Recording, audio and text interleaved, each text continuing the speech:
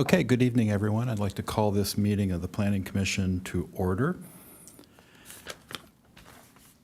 If we could take call of order or roll call, if we could reflect that all 5 commissioners are present. And with that, I'd like to move to the Pledge of Allegiance.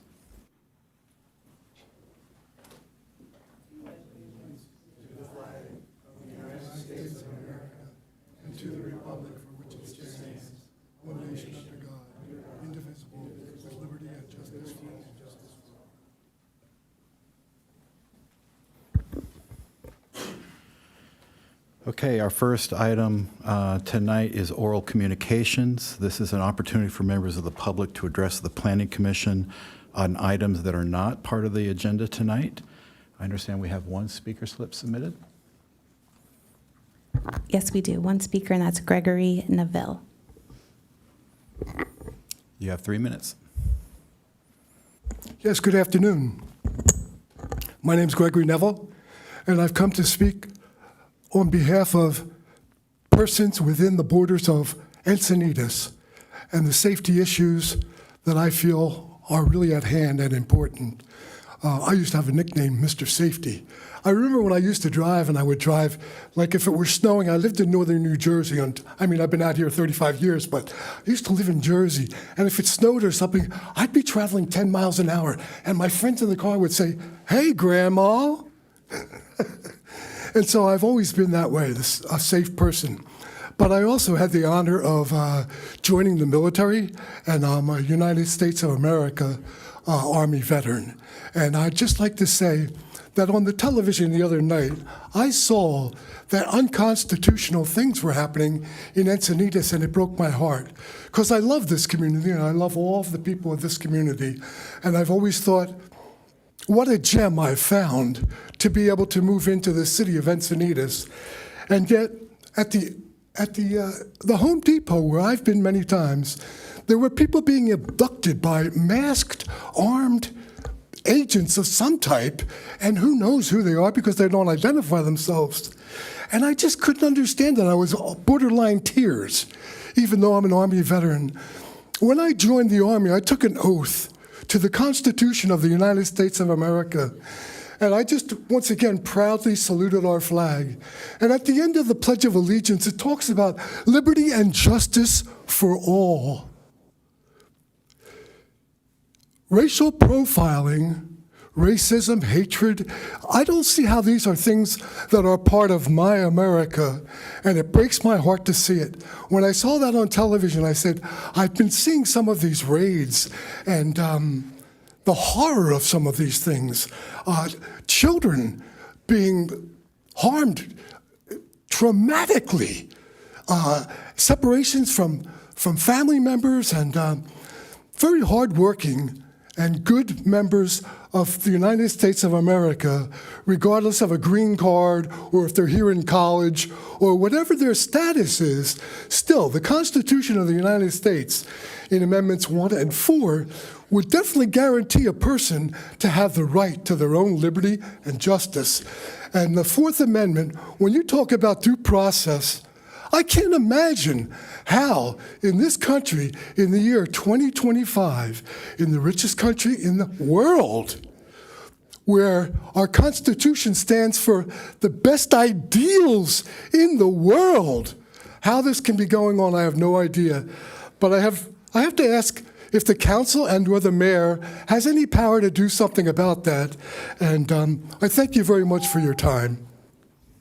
Thank you, sir. I appreciate those sentiments and appreciate you coming to speak to the group tonight. No other speakers? Okay. With that, we'll move on to item 5, changes to the agenda. Are there any changes to the agenda? Seeing none, we'll move on to the consent calendar. The consent calendar are items that are considered routine in nature and are voted on as a block. There are 2 items on the consent calendar tonight. Approval of the minutes from our August 7th Planning Commission meeting, and the Newman residents also. And there was a staff memo, I believe, regarding the Newman residents to be continued till October 2nd. Yes, that's Okay. correct. All right. So with that, I would, yes, sir? It's been a while, but I missed the last meeting. Am I allowed to vote to approve the minutes? Okay. Yes. Thank you. So I'd take a motion. Motion to approve the consent items? Okay. Any second? Second? Thank you. Call the vote.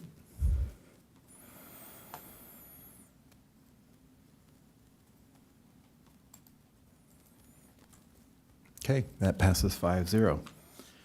Moving on to the next item is, no items were removed from the consent calendar, so we're moving into our regular agenda items. Item 8A is the Martin residence. Case number multi-0052182022. And with that, I will ask the commission any disclosures to make before we start this. None. Okay, thank you. In that, I will hand it over to staff member Takuma Eastland for a presentation.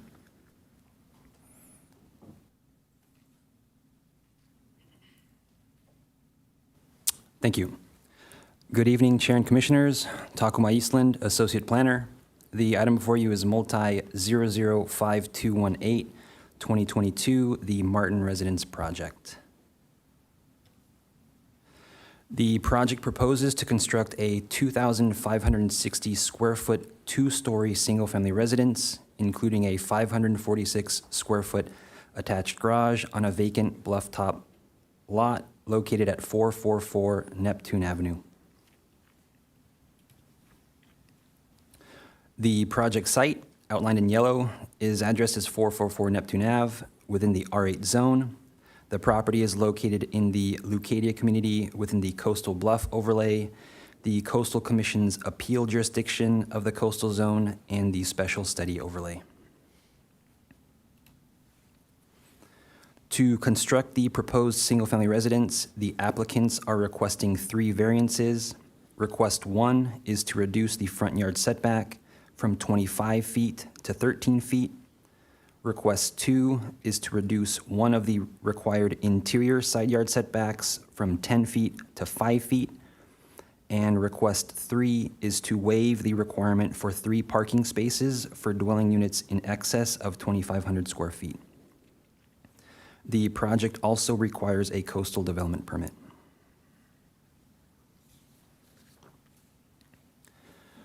For background, a previous version of this project was approved by the city in 2016 when the Planning Commission approved resolution number PC 2016-16, which authorized the construction of a 4,079 square foot single-family residence, including a basement and a 3-car garage. This version of the project had a bluff edge setback of 40 feet.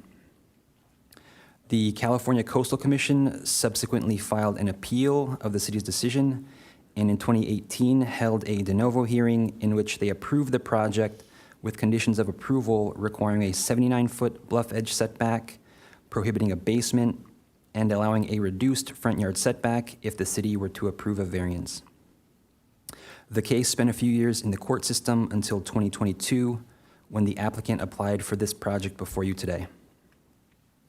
Comparing the previous version of this project to the current version, a basement is no longer proposed, the garage is going from a 3-car to a 2-car garage, and the living area is decreasing by 1,096 square feet for a total square footage difference of 2,163 square feet. Here is an additional view of the project site located just south of North El Portal Street. Here is the proposed site plan, zoomed in to show the single-family residence. The area highlighted in red is the cantilevered portion of the house that encroaches into the bluff edge setback, while the area highlighted in yellow is the portion of the house that encroaches into the front yard setback. The first story of the proposed single-family residence encroaches 10 feet into the required front yard setback, while the cantilevered second story encroaches 12 feet. For that reason, the applicant is requesting a reduced front yard setback of 13 feet.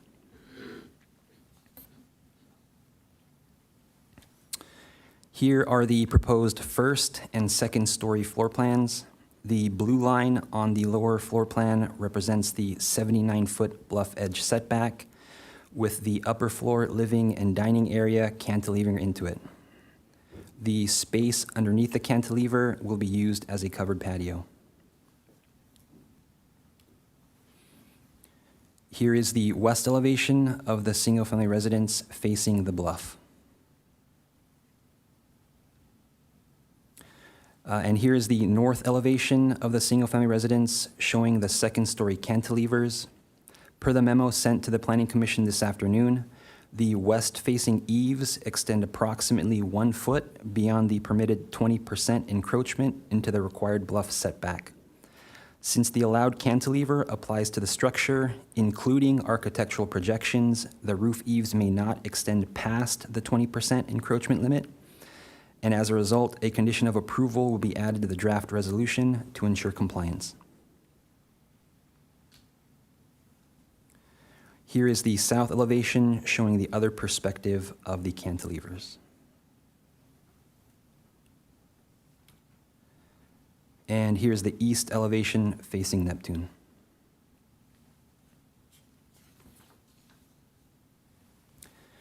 In making the findings for approval, staff considered the combination of the 79-foot bluff setback and substandard lot width as special circumstances that reduce the building envelope to approximately 601 square feet if the setbacks are strictly applied, and that the net lot area would be approximately 2,063 square feet if subtracting the bluff edge setback, which is 3,336 square feet less than the net lot area required in the R8 zone.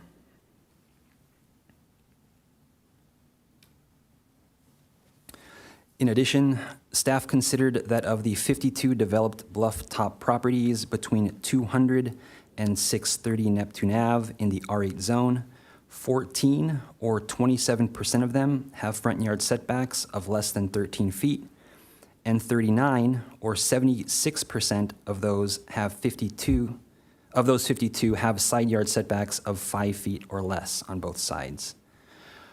Of the 14 properties with front yard setbacks of less than 13 feet, 12 or 86% of them also have side yard setbacks of 5 feet or less on both sides, which means that these 12 properties exist with front and side yard setbacks that are as small or smaller than what the applicant is requesting. As it relates to the third parking stall requirement, 33 or 64% of the 52 developed bluff-top properties between 200 and 630 Neptune Ave in the R8 zone are single-family residences. Of those 33, 13 or 39% have front yard setbacks of 18 feet or greater and could accommodate a parking spot on the driveway if one was required. Of the remaining 20 single-family residences that have substandard front yard setbacks of 15 feet or less, 11 or 55% exceed 2,500 square feet and are therefore required but unable to accommodate a third parking spot on the driveway. This analysis supports staff's findings that the variance will not constitute a grant of special privileges.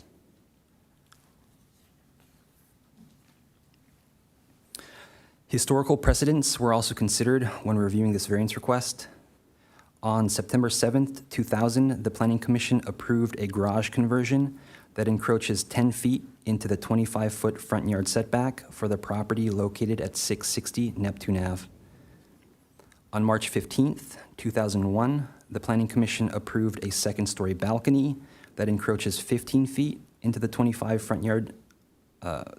front yard setback for the property at 312 Neptune Ave. On September 6th, 2001, the Planning Commission approved a rec room addition that encroaches 4.75 feet into the 25-foot front yard setback for the property located at 354 Neptune Avenue. And on June 20th, 2002, the Planning Commission approved a new single-family residence that encroaches 4 feet into the 5-foot side yard setback and 16 feet into the 25-foot front yard setback.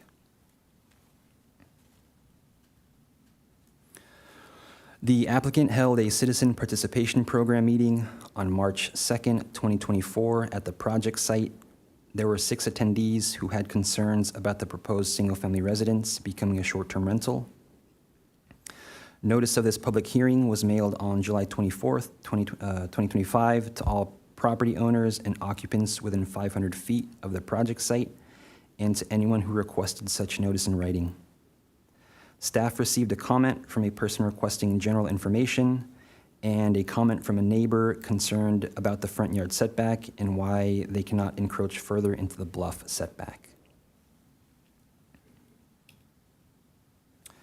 The proposed project has been determined to be exempt from environmental review pursuant to California Environmental Quality Act Guidelines Section 15303A, which exempts the construction of a single-family residence. The proposed project is consistent with the objectives and policies of the general plan and the local coastal program, and staff is able to make the findings for approval of both the variance and coastal development permit. Therefore, staff recommends that the Planning Commission adopt the draft resolution of approval and approve the project. And this concludes staff's presentation. Staff, as well as the city's geotech consultant, are available for questions. Thank you. Okay, thank you very much. Are there any questions to clarify the project of staff? Susan? Yes, I have a few. Could you go back to slide 15?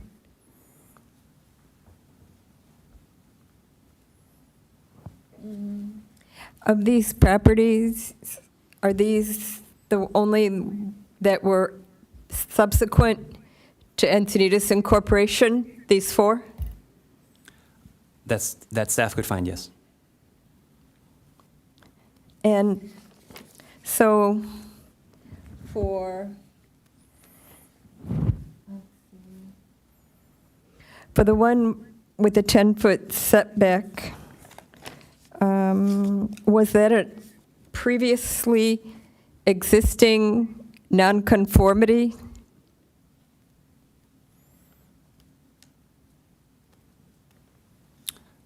Staff would have to look further into the resolution.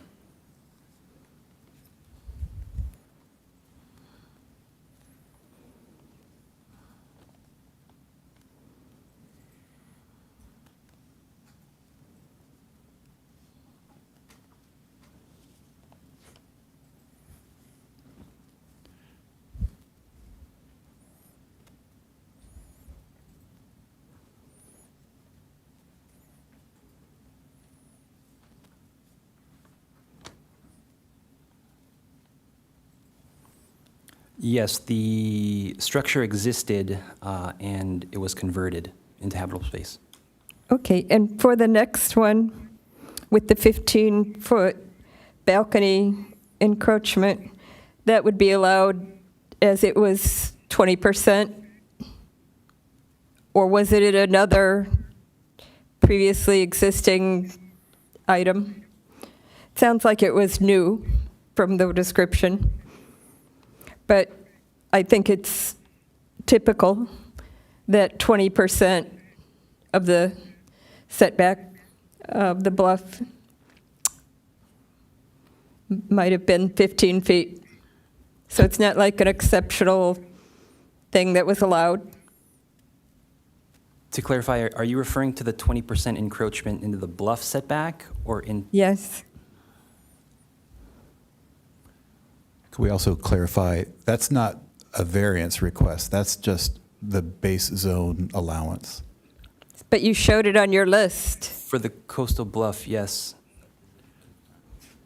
Yeah, this particular resolution approved a balcony in the front to encroach in the front yard setback on Neptune. And then for the one with 4.75 feet, I think that was at 518 Neptune. Is that correct? Back to your slide 15.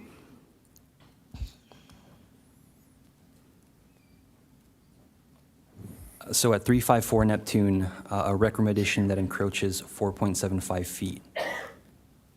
And was that a variance or just an allowed encroachment because it was non-conforming or it conformed to code? Per the resolution, these were all variances. I'm sorry? Per the resolutions, these were all variances. I think the gist of what she's asking is, were those variances to rectify an existing non-conforming structure? If, right, they were not new construction, they were retroactively permitting a non-conforming structure. From something that was previously approved by the county before it was incorporated city. Yes, that's the nature of my questioning. It looks like that may be the case with 660 Neptune, although the conversion of non-habitable space to habitable space would be considered an intensification, and therefore would be a variance request. However, the structure existed in that location already. That appears to be the case, yes. Okay, and then I have a few more questions. On slide 14, can you bring that up?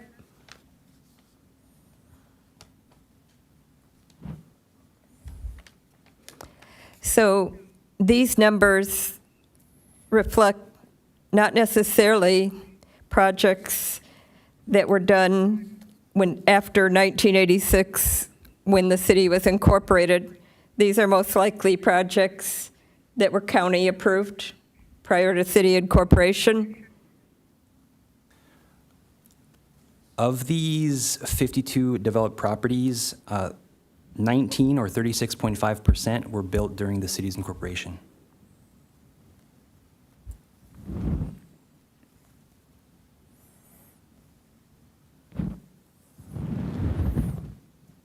Okay, because for us, as we look at these things, we need to know those kinds of things. And,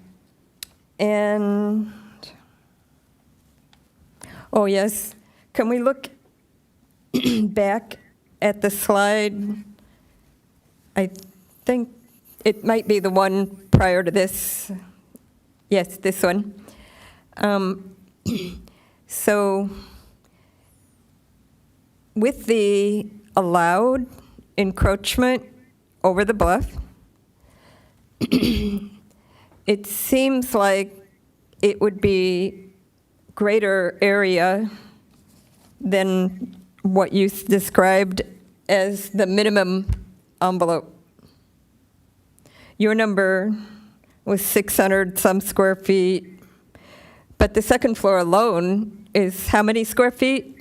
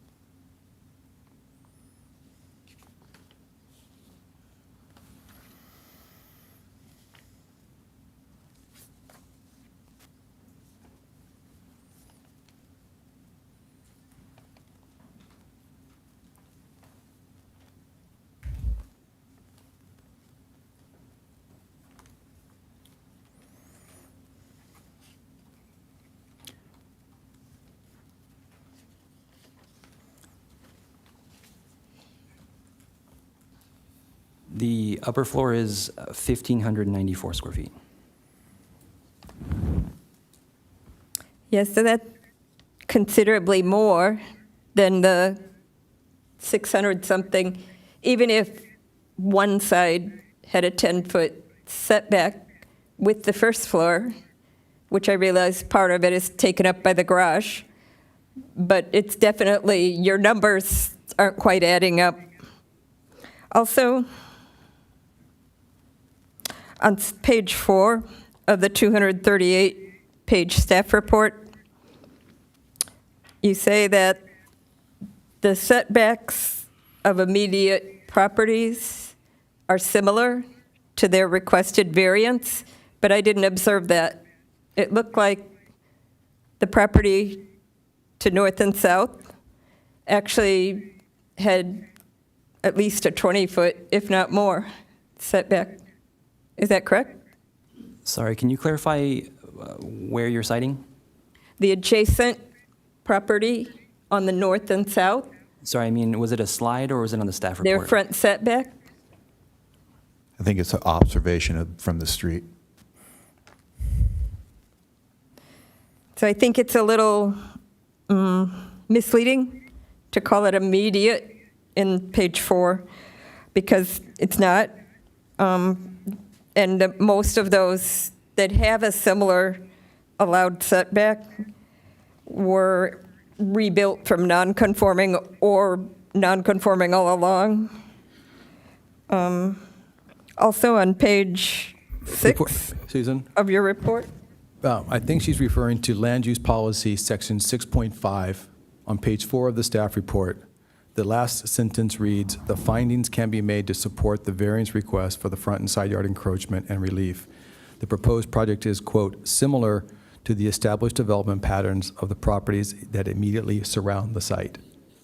And I think she's referring to the adjacent properties being conforming with their setbacks, while this property is proposing a non-conforming setback or a variance required for the setbacks if you say immediate area. Is that correct, Susan?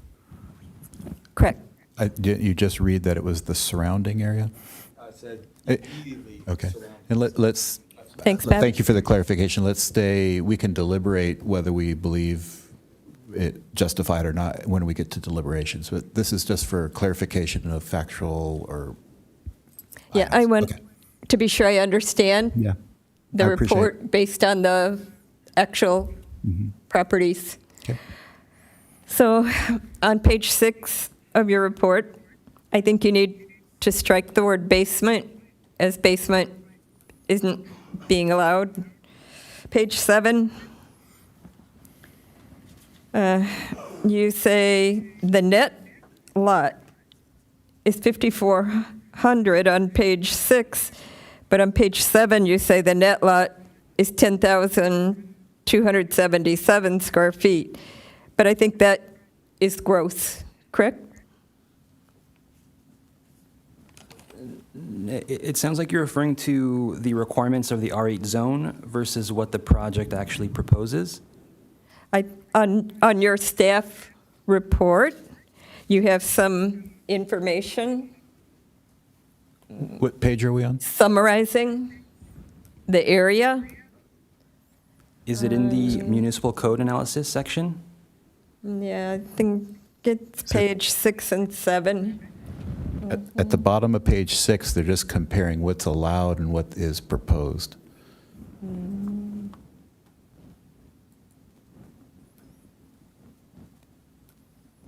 Okay, thank you for clarifying. Okay. And I think I might have one more. Let me, sorry, bear with me, my notes.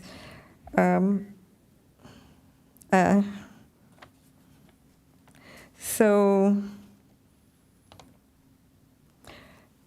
yeah, I think your presentation answered my other questions. That's it for me. Okay. Brent? Thank you for the report, Takama. Could I ask about it looks like the 79-foot setback falls underneath the cantilever section. And I was just curious to know if there was identification of like what type of, I think you identified a patio in that area, like what kind of covering or what type of patio would be in that area.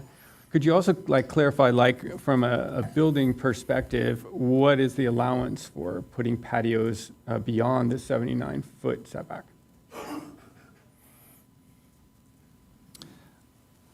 Yeah, so in the floor plan That area is described by the architect as being a covered patio. I'll defer to the applicants as to what specifically they would do there. As it relates to the patio itself and what's allowed, flat work, that cement is allowed up to the 40-foot setback, if I'm not mistaken. So they are allowed to have that where it is. Allowed to like lay a concrete patio? Is that what you mean by flat work? Where it's proposed currently, yes. And additionally, I had another question about the front yard setback that's been, it's being requested to reduce that down to 13 feet. I was curious to know, does that 13 feet fall outside of, like, let's say, the window for the sidewalk?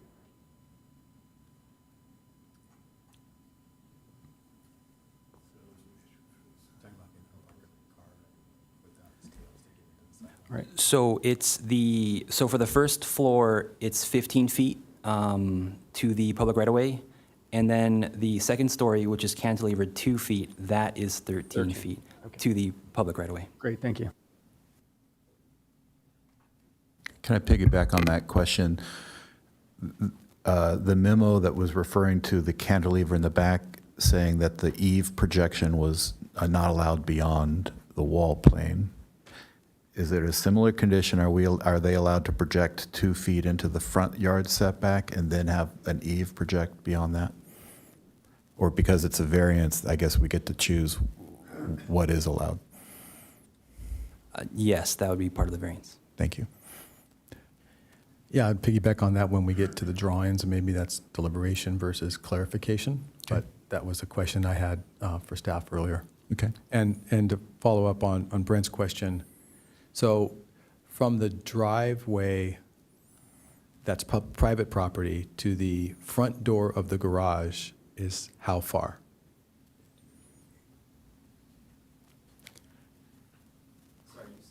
From the from the public right-of-way, the sidewalk, to the front door of the garage door, which is 15 feet. 15 feet. So the variance is just the 2 feet above. They're still going to have a 15-foot driveway. Correct. 25, all right. So I think in our conversation earlier, I asked the question, can a car park and not extend into the public right-of-way, i.e. the sidewalk? So if I were to park my car, or they were to park their car, head on into the garage, would a normal car extend onto the sidewalk? Per the city's requirement for unenclosed parking space dimensions, considering it's 18 feet deep and the driveway will only be 15, the answer would be no. Okay. So they can't encroach onto the public right-of-way, the sidewalk, with a car? From the city's perspective, no. Okay, got it. Okay, and just to clarify, we can talk about this in deliberations, but confirm with staff, there are no sidewalks here. So it would be encroaching into the street. Because there's no sidewalks on Neptune in this area, correct? Or there are in this area? Is there an existing sidewalk in front of this residence? On this side? Okay. Thank you. I have a few questions, Steve. Oh, please. Yeah. Was there a house here before, and it was knocked down, or has this been fallow for 50 years, or whatever? It's been a vacant lot. Been a vacant lot. In the earlier proposals, was the applicant compliant with all setbacks at the time of their application? Or were variances in, I think you said 2012, 2016? Have they always been asking for variances every time they've submitted? No, the previous application did not have a variance associated with it. So it was conforming before the issue with the Coastal Commission came up? That's correct. Okay. And to piggyback on, so the setback that the Coastal Commission requested is the 79 feet, I'm assuming that's to the geological, and that means you can't put a load-bearing structure up to 79 feet, but to the other comment, but you can pave a flat work out into 40 feet from, starting from the bluff line, I guess. It's 79 feet to the geological space where the house can't encroach, but yet you can then pour concrete back another, how many feet? In other words, you said it was the patio underneath the cantilever, and then how far can you extend? It seems like you're just allowing, you're saying the Coastal Commission says you have 79 feet setback, but then you get to claw back another 40 feet. So I'm confused on who's driving that bus, the city code in terms of being able to lay the flat work back, and is that a variance, or where are we with, I'm confused. Well, good evening, Commissioners. Jim Knowlton, Principal Engineer and Geologist for Pacifica. I'm your geotechnical consultant. It's not a clawback or anything like that. It's just what Coastal Commission allows to be constructed within that geologic setback. They allow pavers, concrete paving, or any of that, as long as it doesn't have any foundations. It can't extend into the ground at all. So you can have a raised deck, you could have anything you want to construct for that entire 79-foot setback. Oh. So their patio would be from the 5 foot away from the top of bluff to the house structure, underneath the cantilever. So they're allowed to do certain improvements within that setback there. Okay, so the setback is more for load bearing for the house then? Exactly. The setback says that no foundations will be constructed within that setback. Okay. And then staff, how far have they proposed under this plan that we're looking at tonight to extend? Are they extending beyond the cantilever out to, or did they have to submit that now? And is that variance for us, or is that just within code? I understand the Coastal Commission says you can do it. What's the city code allow for in terms of that? Is there a code for it? Restriction of any kind or guidance? To clarify, the city setback is 40 feet, so they could, as long as they don't require a footing underneath it, they could project, as much as they have. There was a limitation of 20%. 20%, 20%? and that's what they've exceeded, or that's what they've Done. proposed. Proposed. Okay. Yeah. 20% of the 79 or 20%? Of the 79. Of the 29? Okay. 79, Of yes. the 79, okay. And so we get a 20% of that geologic setback for an encroachment, yes. Okay, thank you.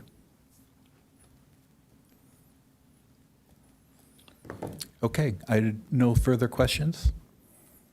Great. Thank you very much. Is the applicant here, and would they like to make a presentation? Yes, please.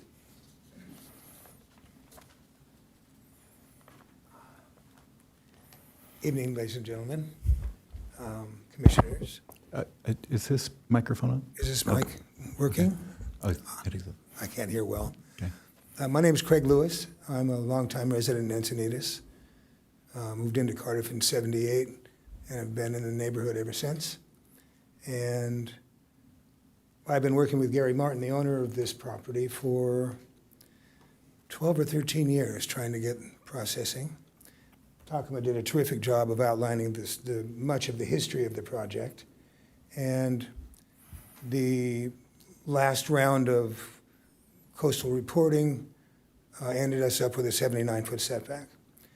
One of the things that was clear in the site plan that Takuma showed was a blue outline that represented what was left in the footprint after the Coastal Commission setback and City of Encinitas setbacks. And the biggest issue with that was that blue outline only was 16 feet deep, which allows for nothing in the way of a garage, and we know that a garage is required for a single-family home. This is the whole reason that we started out asking for a variance here, was because we needed to have enough space between the Coastal Commission setback and the front of the building to be able to park a car. So that's where the whole thing started. And I made the application for just a variance back in 2021. And after several months' worth of processing, the city lumped it together into a coastal development permit along with the variance, which made terrific sense at the time. The processing now is 3 years old. We've executed hundreds of different option studies trying to figure out a different way to approach this. We understand that asking for a variance is always risky and would prefer not to have to be here, but have discovered that there's really no options for us. A small excerpt from the Coastal Commission staff report. It says a 79-foot setback would still leave enough space on site for an approximately 480 square foot building footprint. That's what showed in that little screen. With 480 feet of a footprint, the applicant could construct approximately a 960 square foot two-story house, including the garage. Well, 960 square feet, you couldn't fit a garage in there, of course, but if you took a 400 square foot garage out of that, you had a 500 square foot house. So the Coastal Commission wasn't exactly being reasonable or even doing their homework when they made that comment. To us, when the commission also encourages local governments to reduce front yard setbacks to allow greater building area on constrained bluff-top lots, in this case, the constraint was just the Coastal Commission setback. The table that we presented as part of the planning report, which was a measurement of all the houses from the south end of Neptune up into almost to Beacons, was made as a result of walking the neighborhood. And I moved into Neptune in 1978, I think, 79, and lived on the other side of the street and walked the street constantly. The character of the neighborhood, in effect, was described by earlier zoning codes because there's only 3 vacant lots left on Neptune out of 200 houses. So the character of the neighborhood is defined by all the buildings that had been built, most of them prior to the incorporation of the city of Encinitas. And that character is something that is obvious as you walk up and down the street of Neptune. Some of the houses have garages that open on the sidewalk. There's only a few of those, but the great majority of all the houses have 15-foot front yard setbacks and 5-foot side yard setbacks. And to us, that we made every effort to fit into the character of the neighborhood as it is seen by everybody who, whether pedestrian or in a car, driving up and down Neptune. A quick comment about, and I understand your question and yours about the cantilever into the geologic setback. We produced a full landscape plan as part of our application. The landscape plan shows a small area of covered patio under the cantilever. Most of it is shade-tolerant plantings and a small walkway that gets you out to the front door. For the most part, even though we're allowed to, and here it is, even though we're allowed to push hardscape out farther, the general consensus with the city building departments as we do this, and the planning department, has been we can put hardscape out there, flat work out there, as long as we build it in such a way that if there's an issue with the bluff, all those hard pieces can be removed rather than finding them on the beach. And that's been a long-standing kind of a rule with the planning department with Encinitas. For us, we don't plan on having much flat work back there at all. The landscape plan shows mostly either pervious pavers or drought-tolerant plantings. And understanding that, given this bluff-top setback, that the backyard for this house, once it's built, will be the largest backyard on all of Neptune, no matter which side of the street you're on. It'll still be the largest backyard on Neptune. There are 2 other homes that have recently been approved on 2 other vacant lots on Neptune, and both of them have 60-ish foot front yard or rear yard setbacks, bluff top setbacks. we really have no idea why the Coastal Commission imposed this one, and all we're doing is trying to allow the owner to build a reasonably small house on a legal lot. So we're here tonight looking for setback relief because it's really our last alternative. And I left my hat on the chair, I'd have it in my hand. And being hat in hand in front of the commission is basically just the last resort. So we would appreciate any further comments. Like I said, Takama covered a lot of the bases, flat work, da-da-da-da. Oh, the roof eaves. At one point, that roof eave, which I just received an email at 5:30 this afternoon, was one of the comments in the plan checks. And we were convinced that we had actually brought that eave back so that it did not encroach into the geologic setback. Doesn't bother us at all if there's a condition that's imposed to apply that, because we expected it anyway. And the way the building was designed, the setback is a curving line. The building is angular just because it didn't make sense to try and build it with all, build it around the curves. The cantilever, as you understand, is 15 feet of cantilever is a long cantilever, and underneath the structure of it, we expect to be able to leave at least 8 or 9 feet for the patio area that ends up being usable at the back end. So, are there any other questions I might be able to shed some light on? Yes, I have a few questions for you. Takuma, would you mind pulling up page 13 of your presentation, which is a site plan of the site? Mr. Lewis, you made a comment about the garage depth. Aren't you proposing about 26 feet total for the garage and the laundry room behind it? Yes. Okay, so physically, a garage would fit within the area, or I guess you have 5 feet that you've used of the front, or 10 feet, I guess. Okay, I'm sorry, I'm catching up. In that diagram there, the hatched area that is between the house and the blue line, right? That's all technically buildable area on the ground floor. Just the blue line is buildable to the current standards.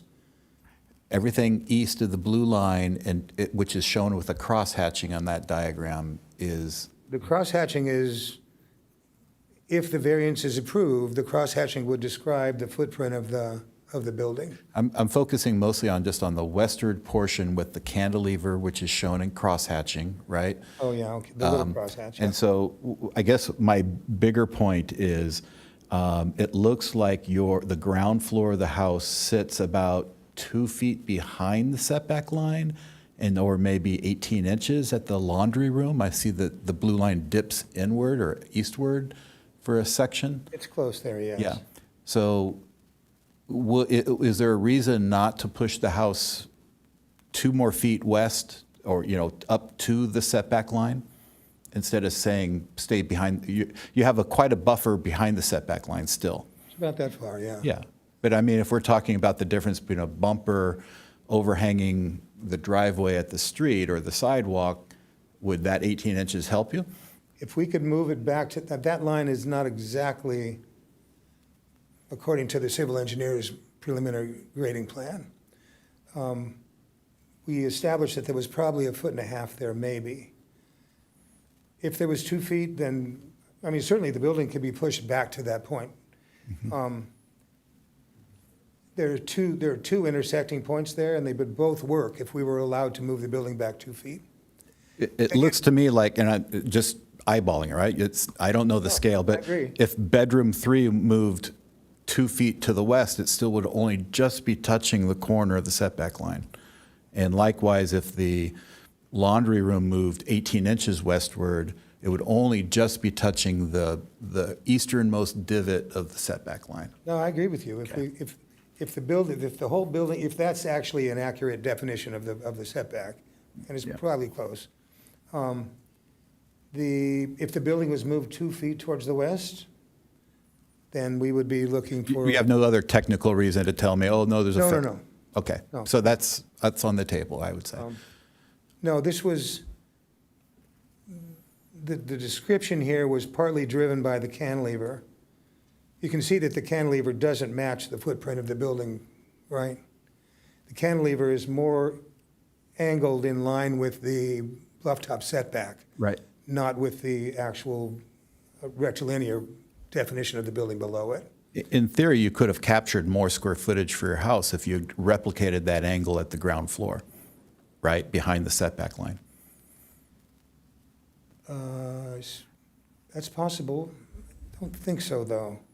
Well, I'm just looking at the cross-hatching area that's eastward of the blue line is developable area it's because. downstairs, though. It would end up in the garage. Yeah, well, I mean, you're claiming that you're not getting enough house, or it's already a small house, and I'm saying there's square footage that could be built if Technically, it could be, yes. Yeah. Paralleling the angle of the geological setback line. Okay, The building could be moved that far. sure. Okay, Unfortunately, unless your car was small, you'd still have a shortage of parking in the driveway. yeah, well, I mean, we're talking about No, I get every it. bit that might help you. Oh, no, Or I help think the that's- neighbors, right, if they're worried about a bumper sticking out. Yeah. But, okay, I'm not going to deliberate it with you here, but I just wanted to make sure we understood your drawings correctly when I look at it and No, see you're that. exactly right. Okay, And if the whole thing angled, although all that is, most of that is is in the garage area down below, and enlarging the garage doesn't really help us. But you're right, the angle in the lower bedroom could have moved that wall out a couple feet and given it a little more living space. That should be nice. okay, And truthfully, the whole building could be moved that much, and then in the front, we would, given the fact that we have that 2 feet of cantilever we're proposing at the second floor into the front yard setback, if we move the building back 1.5 feet, we would only be asking for a few inches up there. sure. I'm not really, we will figure out who's concerned about what. I'm not personally concerned about the second floor cantilever, but I'm looking at the ground floor, and I appreciate the Yeah, clarifications. that could work. Were there any other clarifications for the applicant? Bob? Yeah, just curious, in the calculation of the 2,560 square feet, how much of the space is in the cantilever area approximately? Living space on the second floor? 2,560, by the way, isn't living space. Okay, so take That out the includes garage. There's only 2,000 feet of living space. Okay, so the 2,000 square feet of living space, how much is on the In the cantilever? cantilever, looks like if I do it this way, about a third, of maybe 500 square feet. Okay, so there's references to the house can only be 651 square feet if you just go upstairs, downstairs, right? That was the reference, but technically, you could increase that 651 square feet by 30% if you build a cantilever similar to what you've proposed. So, you know, But the 661 square feet would have to include the garage, okay. right? Yeah. So, yes, you Just on gain First floor. a significant amount of living space by using the cantilever, Yes. and the footprint would have to include at least 400 square feet of garage. Right, but that's just on the first floor. That's the first floor, Right. exactly. No, yeah, the first floor is the footprint part. Right. The cantilever provides a third of the living space upstairs, so. Yeah, well, there's a lot of reference to if we don't have these variances, all we can build is 650 feet. And I'm like, well, I don't know. That's just a stack of a pancake upstairs, downstairs. If you include another 30%, that's not a clear statement. So if you're building your current house at 2,560 and 564 square feet of it is the garage, you know, you're getting extra space in the cantilever. That was just my question. And the report references just a two-story single-stack building. Well, you're not building a two-story single-stack building now. You're building a two-story building with 30% cantilever. So I'm just making sure that we're using the right reference points to, if you don't get the variance, what you can build versus what has been stated you can build. That's all. If we don't get the variance, we can't build anything. The lot becomes unbuildable, because there's no way to build a garage there in a 16-foot, that footprint there is only 16 feet deep. So if there's no variance allowed in the setback relief on the front, then you can't build a building on that site. And that's the reason we're here. We would love to be able to not have to bother you guys, but there wasn't any other way we could figure out to make a building work there. So, Okay, thank you for coming up. pleasure. And don't go too far, we might call you back. Thank you. If I could ask a clarification of Jim Knowlton,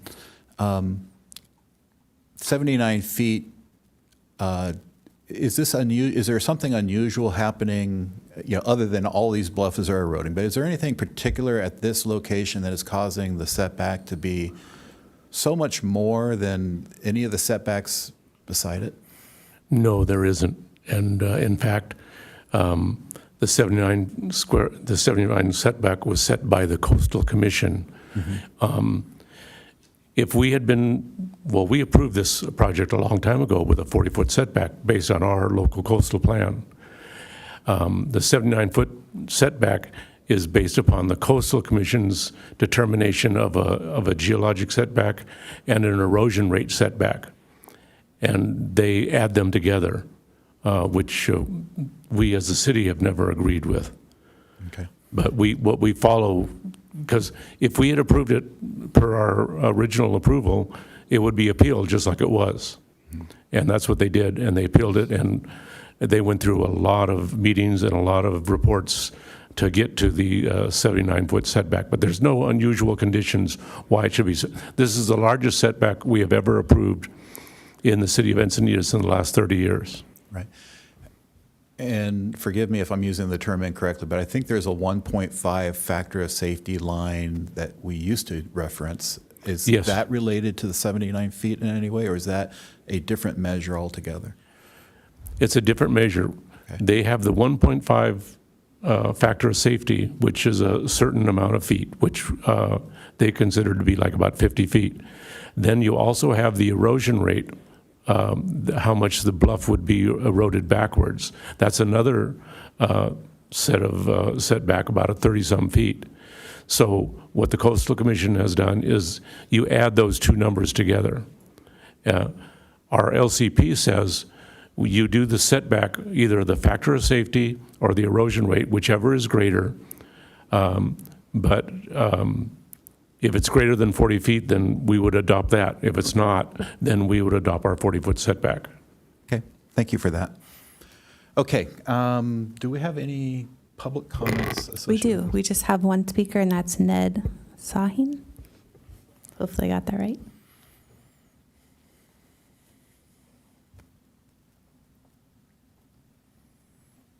Hi. Never spoken at one of these.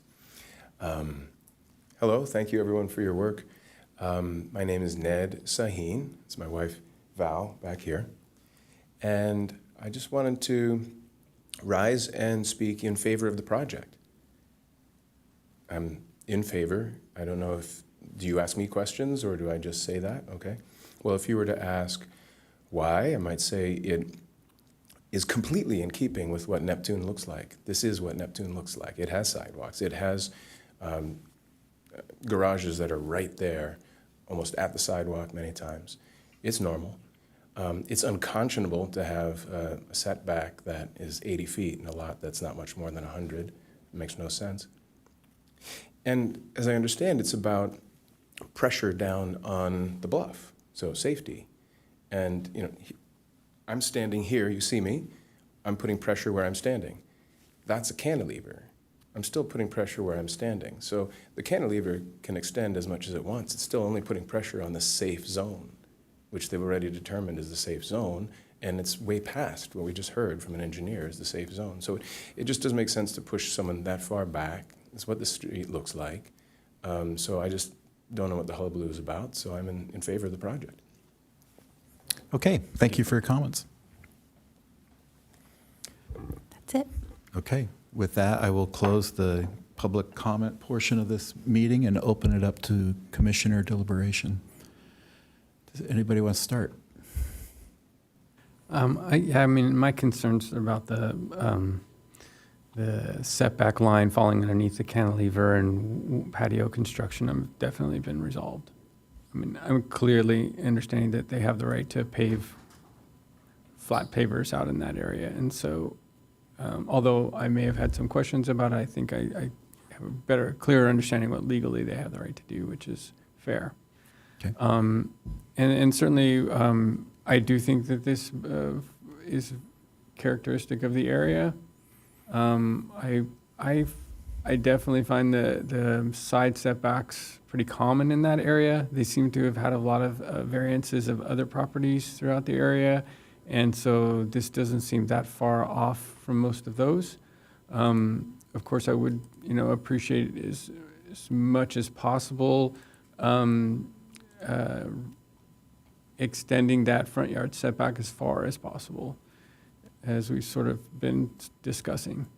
So whatever can be done to increase that from what is being proposed would be helpful, I think, for the residents in the area, for anyone that does decide in the future to park on the drive of the location. Okay. Thank you. I would say that, Steve, I really appreciated your comments in the back and forth regarding the few inches to feet that can be gained in the front for the driveway by taking advantage of every inch that's available for the house. Right. So I appreciated that, and I think that would make me feel better about giving a variance in the front. Mm-hmm. I kind of share Brent's, as far as the side setback, I think a 5-foot side yard is really quite common and normal. I'm not as concerned about the cantilever. I think that's routine and it's done often and always. But it comes down to, I think, the loss of the third parking space or just the nuisance of it. I don't have a really issue with granting a front yard setback variance. I think this is a condition that screams variance because this is essentially a big taking of land by the Coastal Commission, an unusual policy, I think. It hasn't been that way in any projects I've worked on. So I would support the front yard setback variance, but I do think there might be an opportunity to claw a little bit out of it just to mitigate to some degree a car that might park out there. Bob, your thoughts? Or Susan? Well, the side yards don't bother me as much as the front yard setback. The front yard setback, where you can't park a car without it hanging over into the front parkway, the public-owned area, isn't desirable at all. Mm-hmm. And I think in terms of the area that could be built, if we were to grant the side yard 5 feet setback as a variance, then they could have enough house, and they could also push back. The garage doesn't have to be quite as big as they've designed it. You can get 2 cars in a smaller garage, and these days we have a lot of very small, compact, subcompact size cars. So I don't know that they need 564 square feet or whatever. I think 400 square feet is probably more than enough, but this is their design. They chose to try for a variance. They know the risk that it can be denied. I'm not comfortable with the front variance, the front setback at all. I think as a planning commissioner, our job should be to look at the project and say, wow, if there's no other way that we can get a house on this lot, then maybe we should give a little. But they can actually build a house with the garage. It might not be quite as big, but if they have to push back 5 feet times the width of, let's say, what is it going to be, 34 feet? That's only 150 square feet less, isn't it? So I don't think, then that makes it actually conform so that they don't need to ask for variance about the third car, because then they'll be below the 2,500 square feet threshold. So I'm not inclined to give the front setback whatsoever, but I would be inclined to consider side yard 5 feet as reasonable. Okay. I think we should clarify something. I think the front yard setback here is 25 feet. And if that were imposed, they cannot fit a 20-foot deep parking space. I mean, the remaining site area is 16 feet deep. So even though I was suggesting, I'm looking at 18 inches or some shift, even if you were to take the laundry room out, and I don't think we should be here designing their project for them, but even those two measures still don't get them back 10 feet out of the setback. So I do think we should conceptualize here that they could not fit a garage, and that's central to, they don't have the chance to waive the garage, right? So I do think they have a hardship here, that the physical parameters of the site left over after the setback does not permit them to build the garage as intended. I would point out an irony is that they only need the third car parked in the driveway because they're 60 square feet over the 2,500 square foot limit. If they literally were to chop 60 square feet off the house, we wouldn't have a discussion. They wouldn't need the variance, and we wouldn't be having the conversation about it. So I'm nervous about talking about the square footage of the house because it seems like clearly it's going to be one of the smallest new houses built out there along that bluff. With all these, But why? it's only going to be 2,100 square feet, right? And just saying, what are people building right now? People are building 3,000 square foot houses. They're building much bigger houses than that along that bluff. But remember, they have a non-conforming width, and they knew that. When they bought this lot, they knew it, that they have a narrow lot. I don't think this is, I don't think this has, I see your direction regarding the side yard setback, but I think the coastal imposing what you might consider an unreasonably large setback is really what's driving the reduction in size of the building. In my opinion, I think what happened with Coastal Commission, our Grandview accident that resulted in deaths when the bluff collapsed on people that were down on the beach, probably influenced that coastal decision. They probably prioritized life safety, which is my priority as an architect. It's my number one priority. I have to think that these setbacks are really intended for the safety of the house being built up there, that it isn't undercut and brought down to the beach.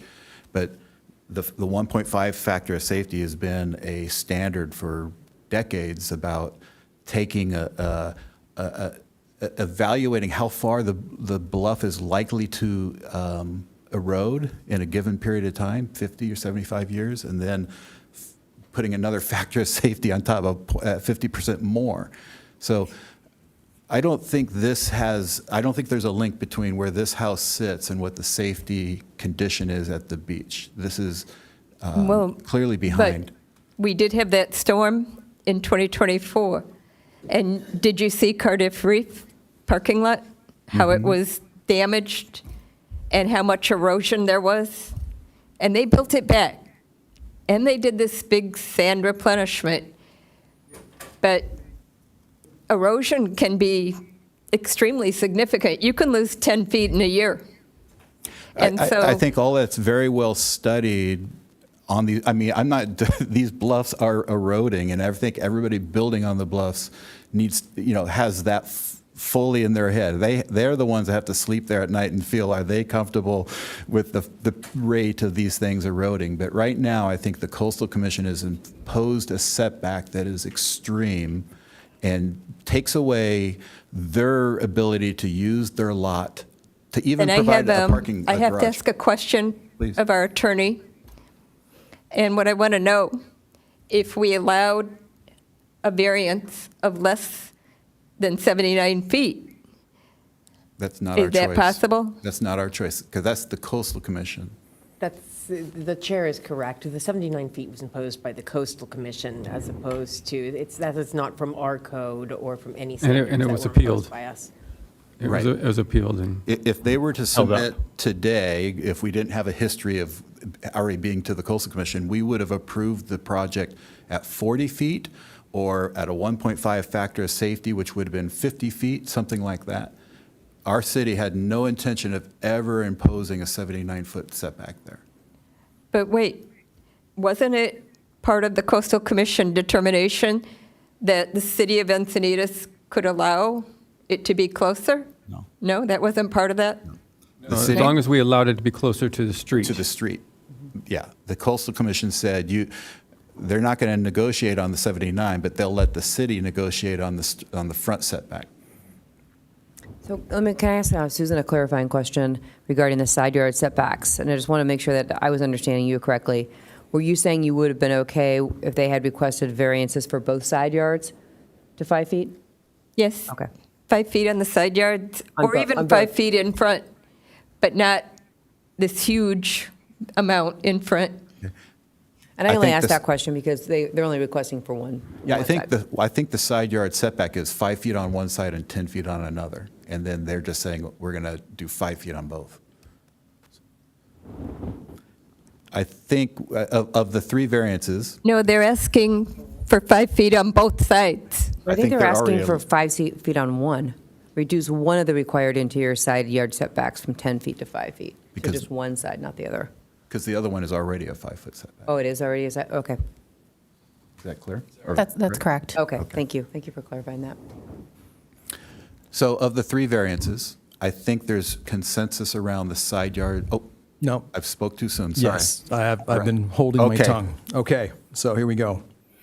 All right, some of the most recent projects that we've done, I think the Kirk residents came up and we provided no variances to them. And there was a long debate on that project, also on Neptune, about where the line was for measuring the lot distance, and it was a very narrow lot, and we as a group basically denied that variance. And the staff report showed that since 2020, since the year 2000, 25 years, we've provided 4 variances. The last one in 2002. So in 23 years, no one on Neptune has come to us and had a variance approved. Now granted. No one has been handed a 79-foot setback. Agreed. But with any development project, there are unforeseen risks. Hazardous materials, soils, you name it, gnat catchers when you buy a piece of property. And when you do that, you take on a certain inherent risk. Could you have foreseen a 79-foot decision? According to our staff, and a consultant, that's a first time. But there's always a first time for something. So, I wrestle with establishing a precedent for a variance.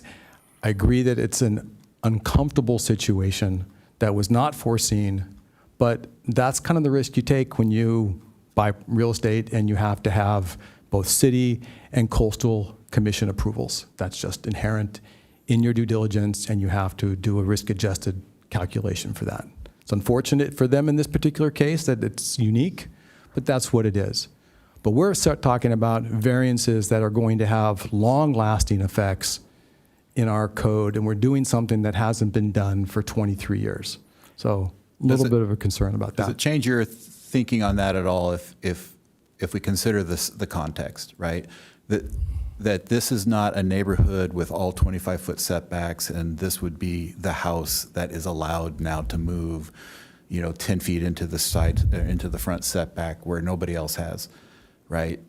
Whether through variance or just nonconformity or county rules, that neighborhood context is one of varied setbacks on the front. I think the staff mentioned that there was only 35% that were approved, but 65% were done prior to our incorporation, right? So there's 65% that might look like they have a garage on the street or they're non-conforming in some way, shape, or form. But even those, we've only had 4 people come back in 25 years to adjust those houses.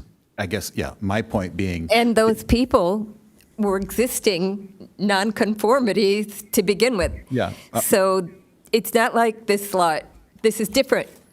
This is a my bare point- vacant lot. My point is if we were to grant this variance, that house would not stand out or look any different along that street as any other house. I mean, one by one, yeah, it's going to look different. But if you go down that street, it's not going to stand out like, oh my gosh, how did they get so close to the street? You will have already passed houses that have closer setbacks and some that are Right. further setback. It'll only look different on the west side. It'll look completely different on the west side. I mean, from the bluff. From the bluff side, it's going to look different than You're all of the pretty rest of tall them. if you're standing up on still. I mean, just kidding. I know. Looking No, down on it. I'm not. It's the request and the precedent, and we've been pretty strong about not providing those. I'm not too upset about the variance of a third car for 60 feet. That's a risk they take of not having that car spot. So if the car has to park on the street, well then that's probably going to affect their property value, but that's their issue, not mine.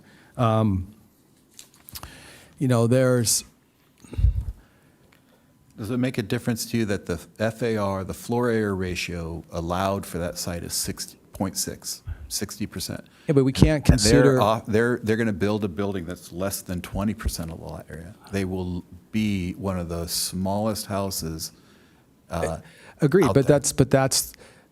that's only because, look, we can't look at anything in the past. We can't look at their prior applications. All we have is the application in front of us. So what we would have approved in 2012 or 2022 is not relevant because all we have is what we have in front of us.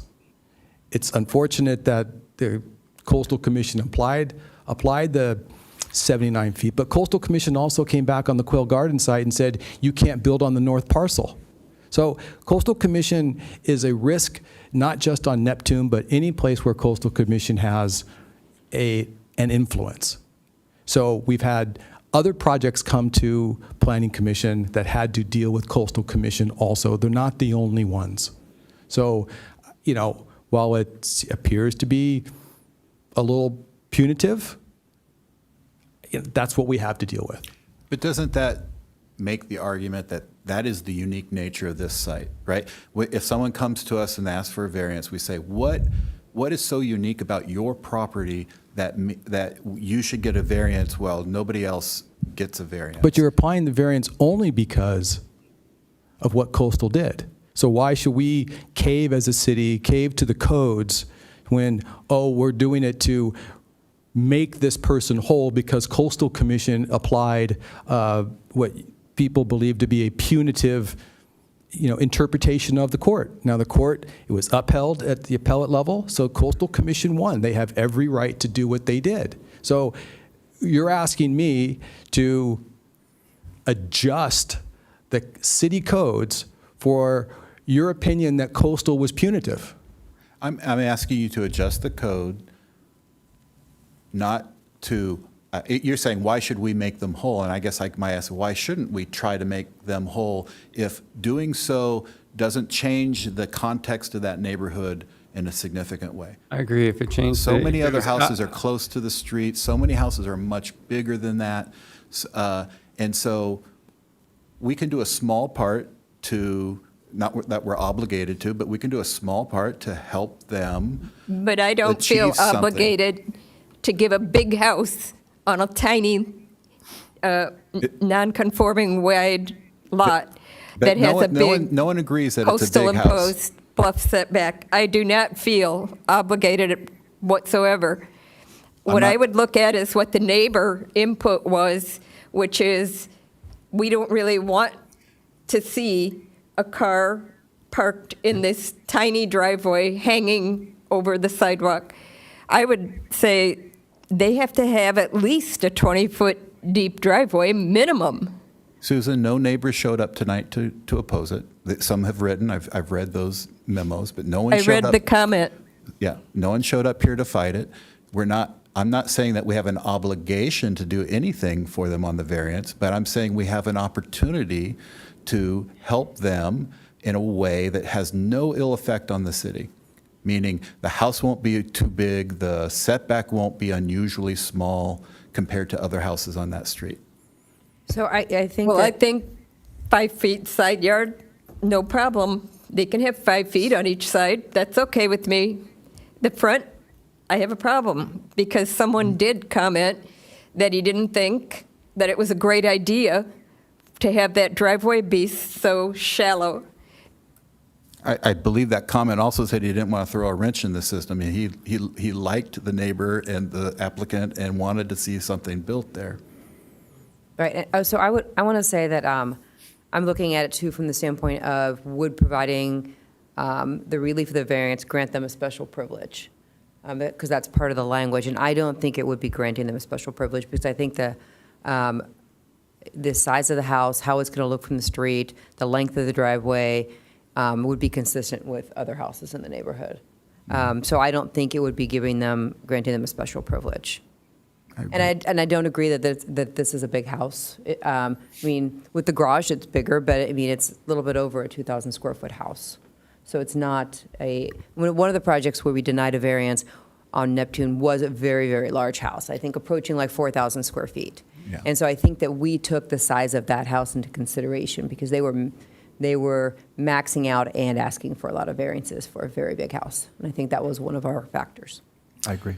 On the 5-yard setback, we've approved under housing density bonus law, I'm thinking back to Melba, and then the one that was on Santa Fe that came to us. Staff, you remember what the setbacks were? Wasn't one of the waivers they requested in the application for those houses under the housing density bonus law was to reduce the setbacks? I'm trying to think of projects that have come de novo, brand new, built up, where setbacks were reduced. In those particular cases, I think we talked about zero lot lines or houses that were pretty close together. Does anybody remember the Santa Fe site? I'm sure we'd have.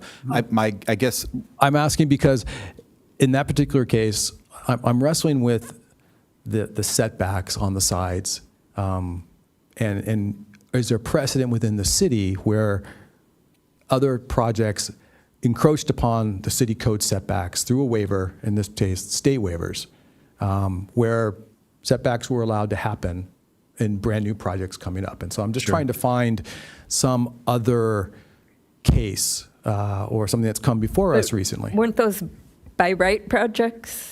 And we pretty much the Santa Fe have to site, accept their waiver? the Santa Fe site was not a by right under the, I'm thinking by right in terms of the housing element. It was not. The Santa Fe site was not a by right project. It was a.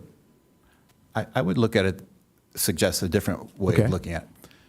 5 feet is a very common setback, like all throughout the R11 zone in Cardiff, they're all 5 foot setbacks. So the idea that a 5 foot setback is unusual, it's not. I mean, it's a very common dimension. The way this code is written for this site, right, it says one side yard should be 5 feet, the other should be 10 feet. But it's not saying which side you have to choose. And so it's not really a matter of like someone's decided that the south side should always have, so they could choose a 5 foot on either side. And so it seems like there's not a protection of the neighbor. Like there's no kind of between the lines intent of that code to say try to protect the neighbor from a looming building or some other issue that you might have with the side yard. So they could have chosen either side, and I'm back to like if you're going to get scrunched this way, we maybe let them have a little extra width, with the net result being a house that's 2,100 square feet. Yeah, but your comment about 5 feet on one side and 10 feet on the other, they're asking for 5 feet on both sides. So they're one variance for one side yard to be 5 feet instead of 10. instead of 10, so it's 5 and 5. Right. And neither neighbor is here saying, don't build 5 feet to me. You know, like, Right. it's not an issue about being too close to a property line Right. from a building code issue or a view site issue, any other thing other than the, blanket application of the code in this, in this case would say one of them should be 10 feet. We don't care which side. Right.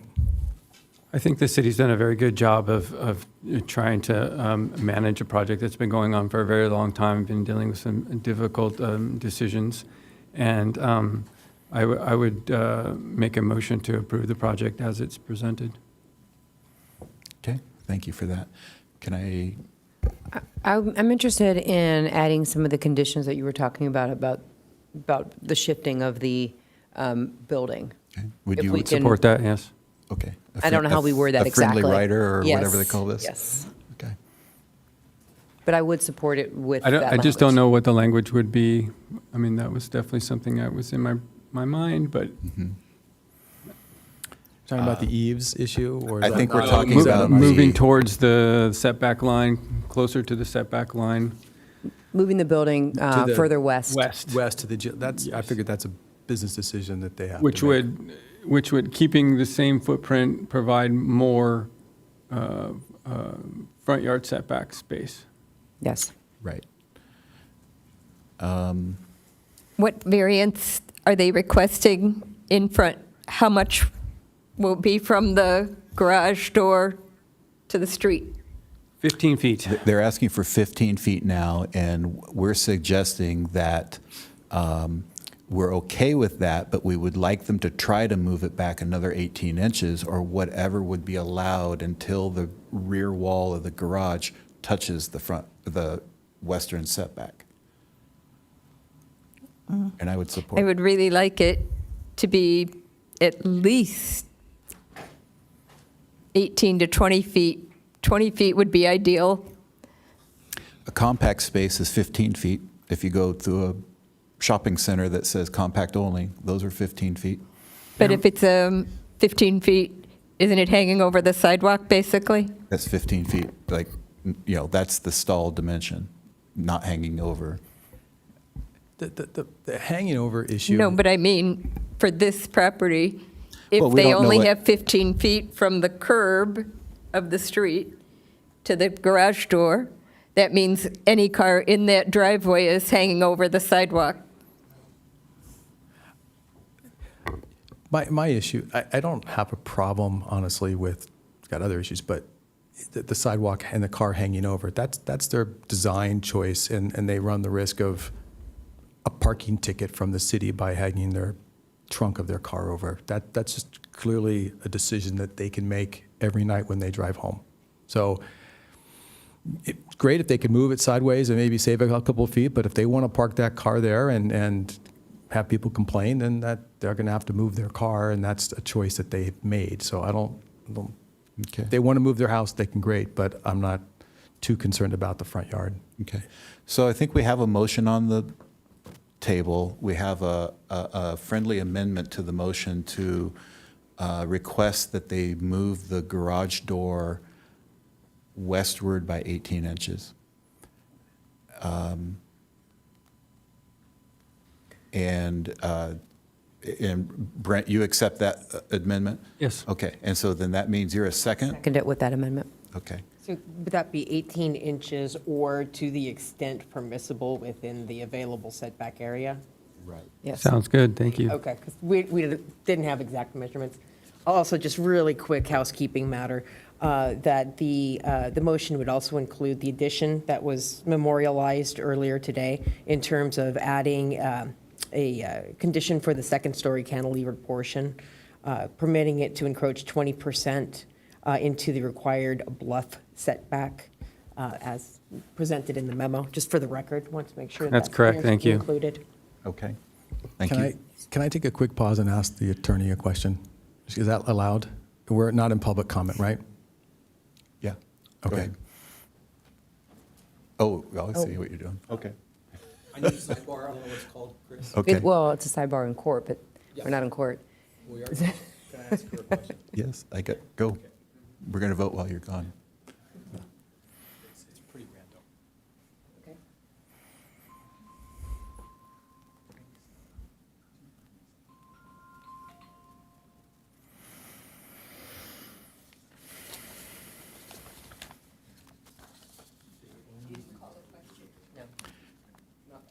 Not quite, not yet. Okay. We're in a timeout.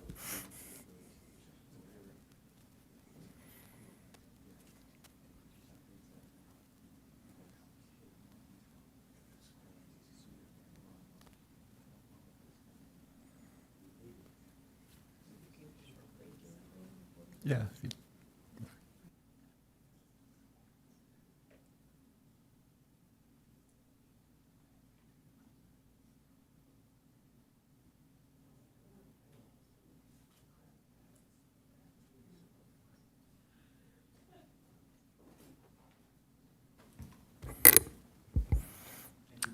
Okay, so we have a motion to adopt the staff report with 2 amendments, or accepting the memo with the reduced eaves on the west side, and to request the front wall of the garage be moved westward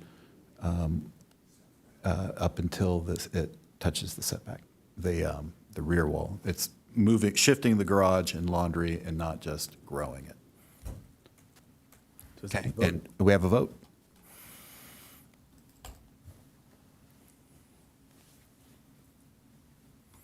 Okay, I see 2 in favor, 2 no, 3 in favor, 2 noes. That motion passes, so the project is approved. Okay, we're going to take a quick break, but let's say about 8 minutes, so at 20 till 8 we'll resume.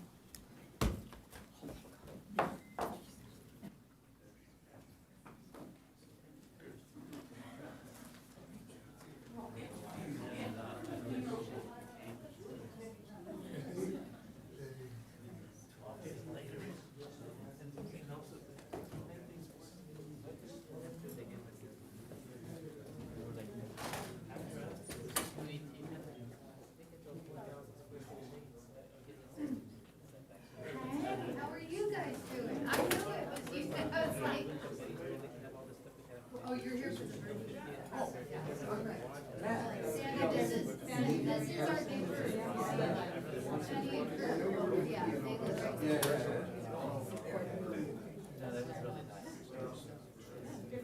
Right next to the Spanish place.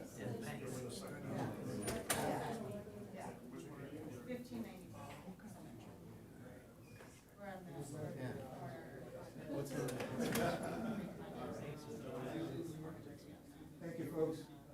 Appreciate the consideration.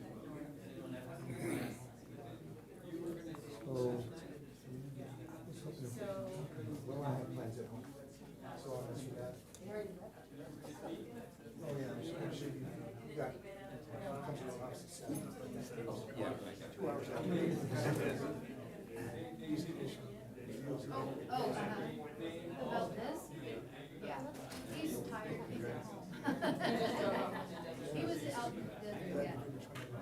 Oh, yeah.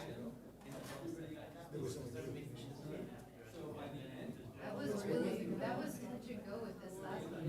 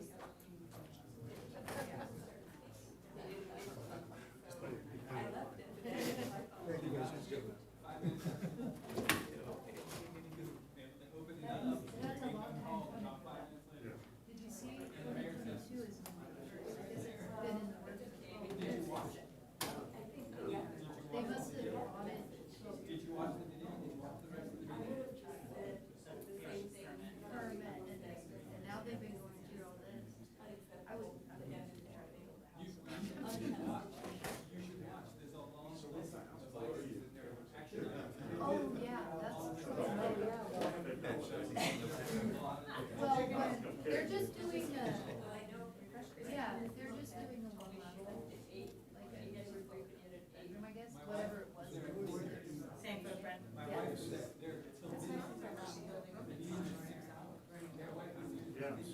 No, we've been neighbors with them for almost the entire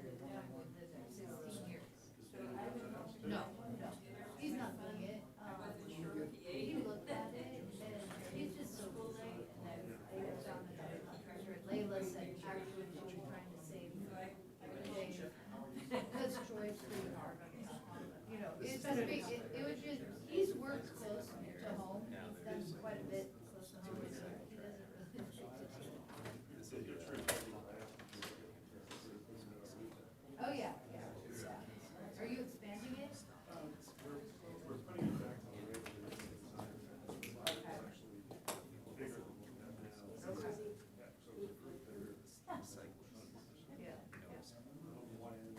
Are you here for tonight? No, you're already. Did you order it permitted to? Yeah, but. I'm telling you. It's like Braden's candy, basically, when I brought it with me. Yeah, yeah. Oh, you mean the birdie? Well,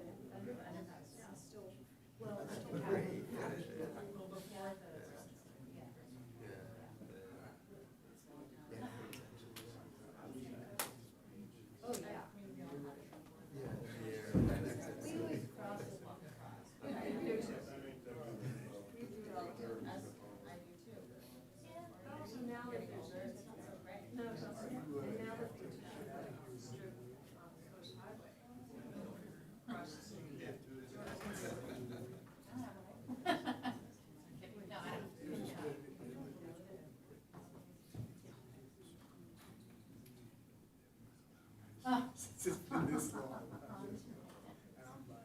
Oh, yeah, we went together when I was in IB, I think. Oh, yeah, Megan. Yeah, that's me. Nice to see you again.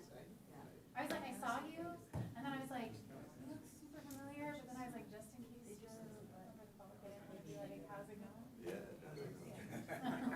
I'm with you again. No. How's it Oh, going? well, I think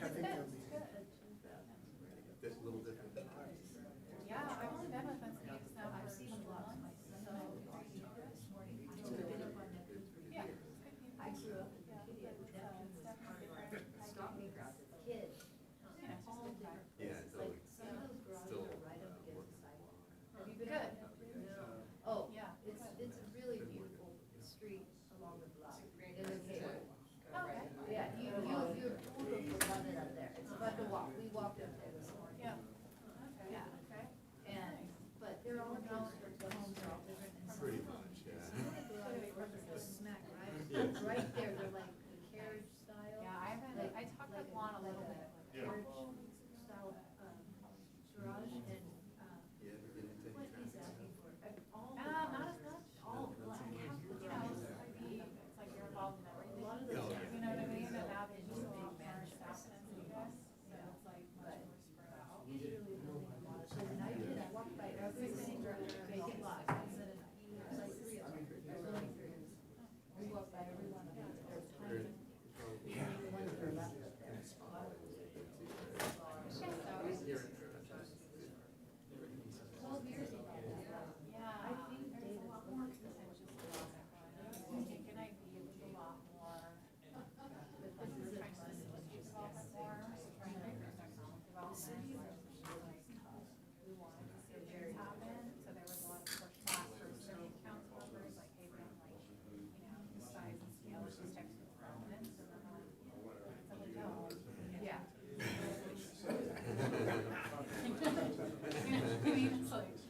It's like where there'd be like a residential development, co-housing bonus, and we're like, yeah, but they're building property values, so like, especially since the district doesn't have parks, so. So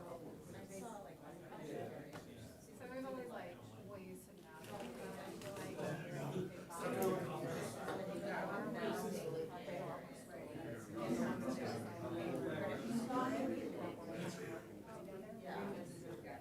You guys walk down? Oh, we walk, we went and we're walking. It's gonna be dark by the time we go, but we'll walk on the rail trail. We went to it. Yeah. It's so much fun down there. They have so many great cars.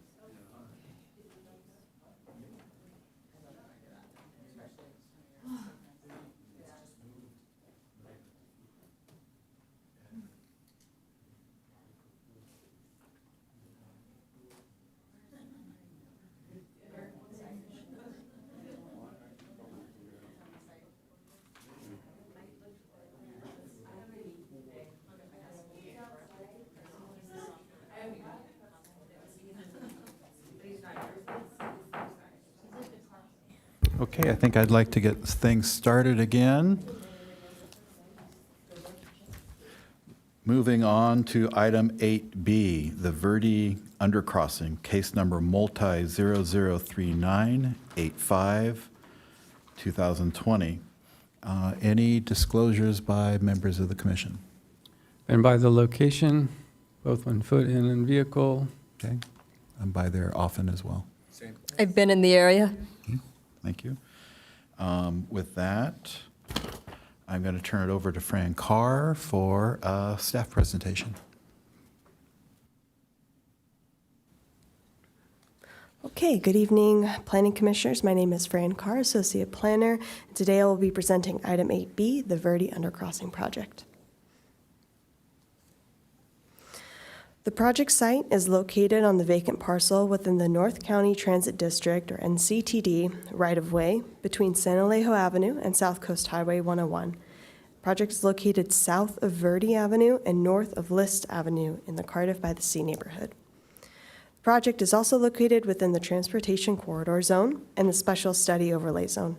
The project is located within the Coastal Overlay Zone, Coastal Zone Sensitive Resource Overlay, and the Coastal Commission Appeal Jurisdiction. At the project site, pedestrians routinely trespass onto NCTD right-of-way to cross the railroad tracks. The need for safe pedestrian crossings have been well documented throughout various planning documents throughout the years. In 2008, the city of Encinitas approved 3 grade-separated railroad crossings to be constructed, and a mitigated negative declaration document was adopted at that time. Since then, 2 of the 3 crossings have been constructed to plan, the Santa Fe and El Portal undercrossings. The Coastal Mobility and Livability Study recommended that the 2008 approved location be moved from Montgomery Avenue to its currently proposed location of Verde Avenue, approximately 800 feet north. The location change required recirculation of CEQA analysis, which is included in the project packet. The project requires the following discretionary actions: a coastal development permit for development within the coastal zone and coastal appeal jurisdiction, and a design review for the improvements for the undercrossing, including landscaping, grading, quantities, and retaining walls. The project also requires analysis under CEQA. An initial study, mitigated negative declaration, was prepared for this project.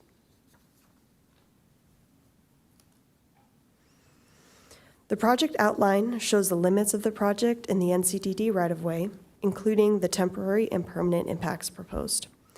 The project interfaces with several existing improvements, including pedestrian crosswalks over San Alejo Avenue, at Verde Avenue and List Avenue, and a signalized pedestrian crossing over South Coast Highway 101.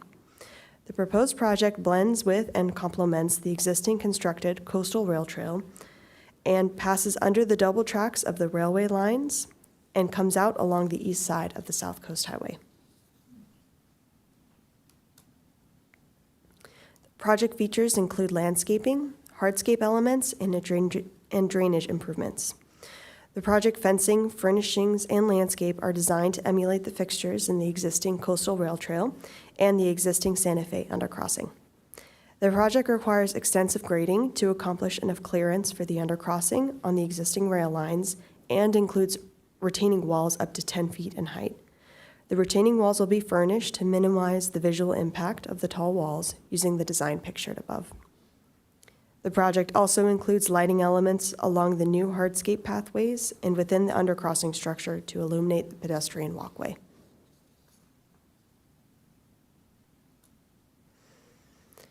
The project includes 2 new pedestrian crosswalk beacons at Verde and List Avenue at the northeast and southeast end of the project footprint. The crosswalks would direct pedestrians and bikers to enhanced entry points on the east side of the project site.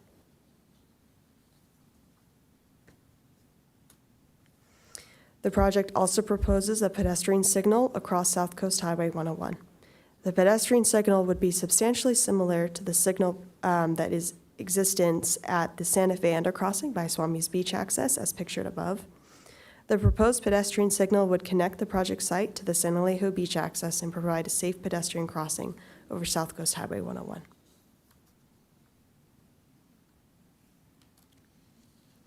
The project proposes landscaping and irrigation throughout the project site and to provide erosion control. The planting plans include shrubs and ground cover, which are proposed to be 100% native plant selections. And here are some of the proposed landscape selection species for the proposed project.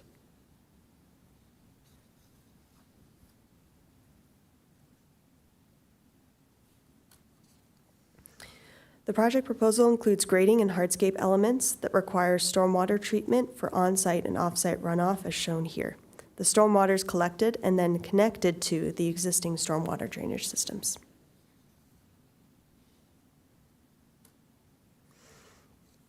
The proposed project requires construction impacts to the railway lines, which will be limited to night work during a number of weekends. The project conditions of approval require advance notice to be given to nearby residents, as well as traffic control plans, which would be approved by the city engineer prior to the start of construction. Through the duration of the project construction, the coastal rail trail will be protected in place. Where the project contractor determines that construction work requires temporary diversion of the trail, pedestrian access will be preserved. The project also proposes a temporary staging area for the construction along San Elijo Avenue, as identified on the project plans.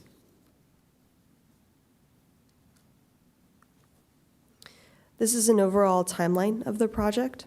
The proposed project entered into the feasibility analysis and conceptual design phase in 2015. Funding for design was acquired in 2018. The design process occurred from 2018 to 2025. The project is now being reviewed for local approval of the current design. The next step is for the City Engineering Division to apply for grant opportunities, receive funding, and start construction. At this time, there is no anticipated time frame for those next steps. The proposed project is identified within the City of Encinitas 2018 Active Transportation Plan and the 2020 Rail Corridor Cross-Connect Implementation Plan as an adjacent and complementary project.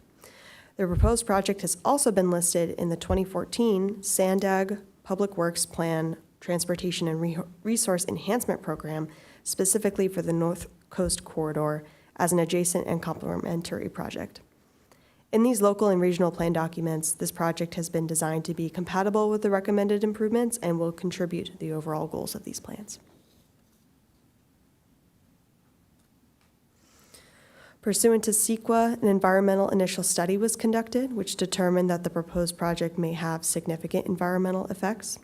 The significant environmental effects identified in the initial study include cultural resources, tribal resources, and geology and soils impacts. Specific mitigation measures are implemented to avoid or mitigate the potential significant environmental impacts to below established levels of significance, and a draft mitigated negative declaration was prepared and circulated for a 30-day public review. The final document and mitigation monitoring and reporting program is included in the project agenda package.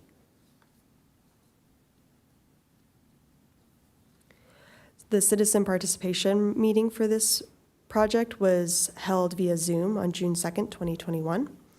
The comments that were collected during that meeting included construction funding, the timing of project phases, parking on San Elijo Avenue, traffic flow, and other crossings in Leucadia.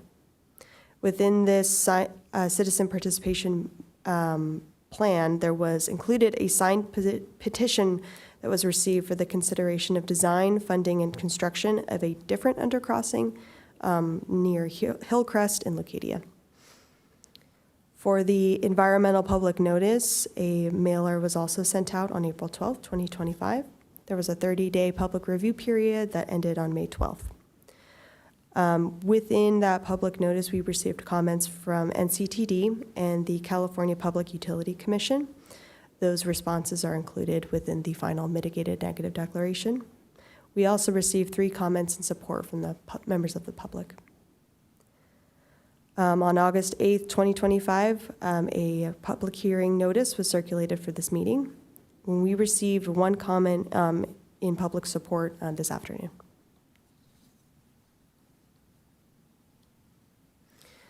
So in closing, staff recommends that Planning Commission adopt the draft resolution to approve the design review permit and coastal development permit for development of a railroad undercrossing for pedestrian passage and the adoption of a mitigated negative declaration within the North County Transit District railroad right-of-way in the vicinity of Verde Avenue. And this concludes my presentation. I'm available for any questions. Okay, thank you very much. Are there any questions of staff? Yeah, just got a couple.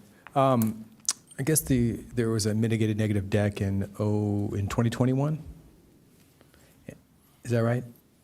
So the final mitigated negative declaration for this project proposal was finalized in 2025. 2025, but there was under the old location, which was 870 feet away from the current location, was there a mitigated negative deck for that site? Yes, there was, and it was approved in 2009. So in North County Transit and what was the other one, SDG&E, had no comments at that point in time? And is there any difference between the findings of that mitigated negative deck 870 feet to the south and this one? So I can't speak to the comments that were received from the previous mitigated negative declaration from 2008, 2009, but I can say that the changing of the location 800 feet to the north required a new environmental document to be started from scratch. So we're evaluating the project on its own at this point. Okay. So I guess it really doesn't matter because it's a brand new site. We only really go based on what we have in front of us on this location. Correct. Okay. Can you pull the aerial photo back up again of the site showing the superimposed of where the crossing is? That one, yeah. So just out of curiosity, that's the widest part of, whoops. The area where you then cross PCH or Coast Highway in red, that's outlined as you come through the tunnel, seems to be the widest part of PCH. To the south or to the north, there seems to be a narrower crossing. Any reason why that was chosen by engineering? Matt Wadowski, the principal engineer for the CIP section. When you come west out through the crossing and then you come on to South Coast 101, in order to meet grades to get up to the street level of the Highway 101, this was where we had to have the ramp, and that's why the location was selected. So the ADA component of the slope coming up means that's where the grade, is that where you meet the grade? Correct. Okay, Yes. so that defined it. And I think you showed pictures of the potential crossing signal lights. On the same photo, those are going to be the blinky ones where you push the button and they all flash? So there's pedestrian beacons. Right. Yeah, where it just allows you to cross normally, located on San Alejo Avenue, and then there's like a full traffic signal proposed on South Coast Highway. Okay, like the one that's over by Swami's. Correct, yes. Okay, on this aerial photo, since we're going to be crossing San Alejo from the east to the west on both Least and Verde, is there going to be a printed sidewalk or printed crosswalk going north to south across both Least and Verde? Yes. As part of your plan? And you can see on the screen too, these are from the construction documents. The black is a crosswalk that's printed. I'm thinking the other, and perpendicular to that, so running north and south across Verde and running north and south to get to the signaled blinkers. Currently, right now, from the pictures you see, you have a crossing going across San Alejo Avenue, but there are no crosswalks across List or Verde in a north-south direction. And the reason why is because there are no pedestrian ramps at either side on the east side. There's vegetation that comes basically almost up to the right-of-way or to the edge line of the travel way. Right. So you don't want to have a crosswalk there where you don't have pedestrian ramps or a place for pedestrians to go. I understand, but even in Levenhain, they've put ramps in on Rancho Santa Fe Road in order to get to the trails, to make it safer access off of Lone Jack to Rancho Santa Fe Road. They dropped in ADA compliant with the little yellow bumpies and all those kinds of things, and they've poured those. They've poured them also on Lone Jack at Fortuna Ranch Road. So from a safety standpoint, why not here? And the Traffic and Mobility Commission approved or recommended approval of this? Does this have to go to them, or is this just coming to us?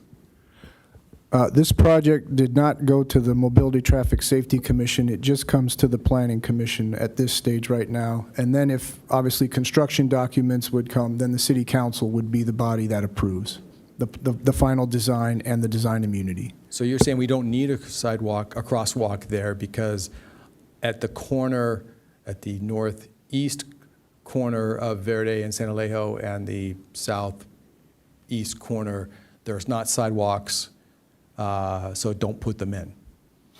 I'm just talking about getting access to the crosswalk. You're creating a major access point to cross San Alejo Road, which is great, all in favor of that. But you also have to consider, wouldn't you also have to consider access to that intersection or to that crosswalk? And it doesn't appear that there's the crossing point to funnel people to the crosswalk, to cross San Alejo. You're saying that there's not even a crosswalk in front of that stop sign because there isn't a curb cut there, right? Is that what you're saying? And there's no requirement for a curb cut, so why put one in? Correct, because on the west side, when we do have the curb ramp, we know pedestrians will walk there and they will be able to cross San Alejo Avenue. And then, as we know, the existing conditions are what they are. So, correct. You're not going to improve the existing conditions. So it's not, saying you have an opportunity to improve the conditions to be able to access the new crosswalk that you're going to do on San Alejo. It could be part of the package. It could be enhancing pedestrian safety, and you're saying, I don't need it. If this board desires, we can go back and take a look and see if it's feasible and if, for traffic perspectives, it makes sense and it meets warrants. So that's a good comment for us to look at. What is the distance across Verde Avenue, and what is the distance across List, and what does the code require for distance for a mandatory paved or painted crosswalk? Yeah, the crosswalk on San Alejo is primarily related to there's no stop sign. So on Verde and List, both approaches have a stop sign. Right. And so you want to raise the visibility of the crossing San Alejo because there is no stop for vehicles there. I get the crossing of San Alejo. My concern is getting people to that crosswalk. Whether you're walking north and south on San Alejo, there is not a painted crosswalk at the intersection of List and San Alejo, nor Verde and San Alejo. So yet you're spending millions of dollars to get people to use these blinking crosswalks, the beacons as she described, but yet you're not providing at least the bare minimum of a crosswalk to get to it. Yes, and now I'm not the civil engineer, I'm the traffic engineer on the job, but I believe the constraint is related to the ramps. And so pathing on the east side of San Alejo is, there's a challenge there in how putting in those ramps that would enable you to put in the crosswalk. Okay. Is there a code that defines there should be a painted crosswalk based on the width of the road in the city code? To my knowledge, I don't know. We can have to get back to you on that. Okay. My concern is the width of List is pretty far, so you want to make sure that people are safely crossing List on the way to the new enhanced beacon-served crosswalk on San Alejo. If not, people are just going to jaywalk. So, I mean, because that's going to be more convenient for them to walk the other way. So, Hey, Bob, I've made that note, and then we can discuss that. That issue? Thank you. I have a couple questions, just follow up. In that area, are there sidewalks on either side of the street on Verde or List, or are those no sidewalk areas? Wait, say again, where are you talking? Okay, so on both the north and south sides of Verde and then the north and south sides of List, are there sidewalks or no sidewalks? I can double check, but I'm 90% sure there are not any sidewalks. Okay, that's what I thought too.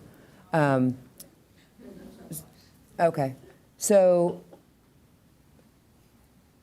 I think what Bob's thinking is he's thinking that people will, is there parking allowed on those streets, public parking? On which side? On either side? On the east side, I know there's residents that have driveways. I think occasionally, if there's space available, cars do park. Whether they're supposed to, I can't comment on that, or if they're not supposed to, because I know there's driveways where residents park there. On the west side, if you're going southbound on San Alejo Avenue, no, because the rail trail is there, except where the rail trail and the parking cutouts have been put based on the improvements that have been made, then the parking is available. But when you have the shoulder, parking is not available. Oh, I meant on Liston on Verde. Oh, Lisbon on Verde? I'd have to look and check for Okay. sure. It probably depends on space availability. Space available with other driveways?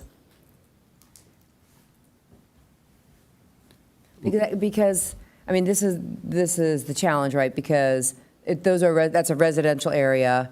That whole area is residential. So you might have people who, in order to use that underground, are going to then park in the neighborhood and then walk down to this intersection and cross. I think most people just use the dirt parking on the side Yeah. of the tracks. It's dirt parking all the way along there. Okay. I would say a majority of the pedestrians that have been trespassing have been people that just park in the dirt.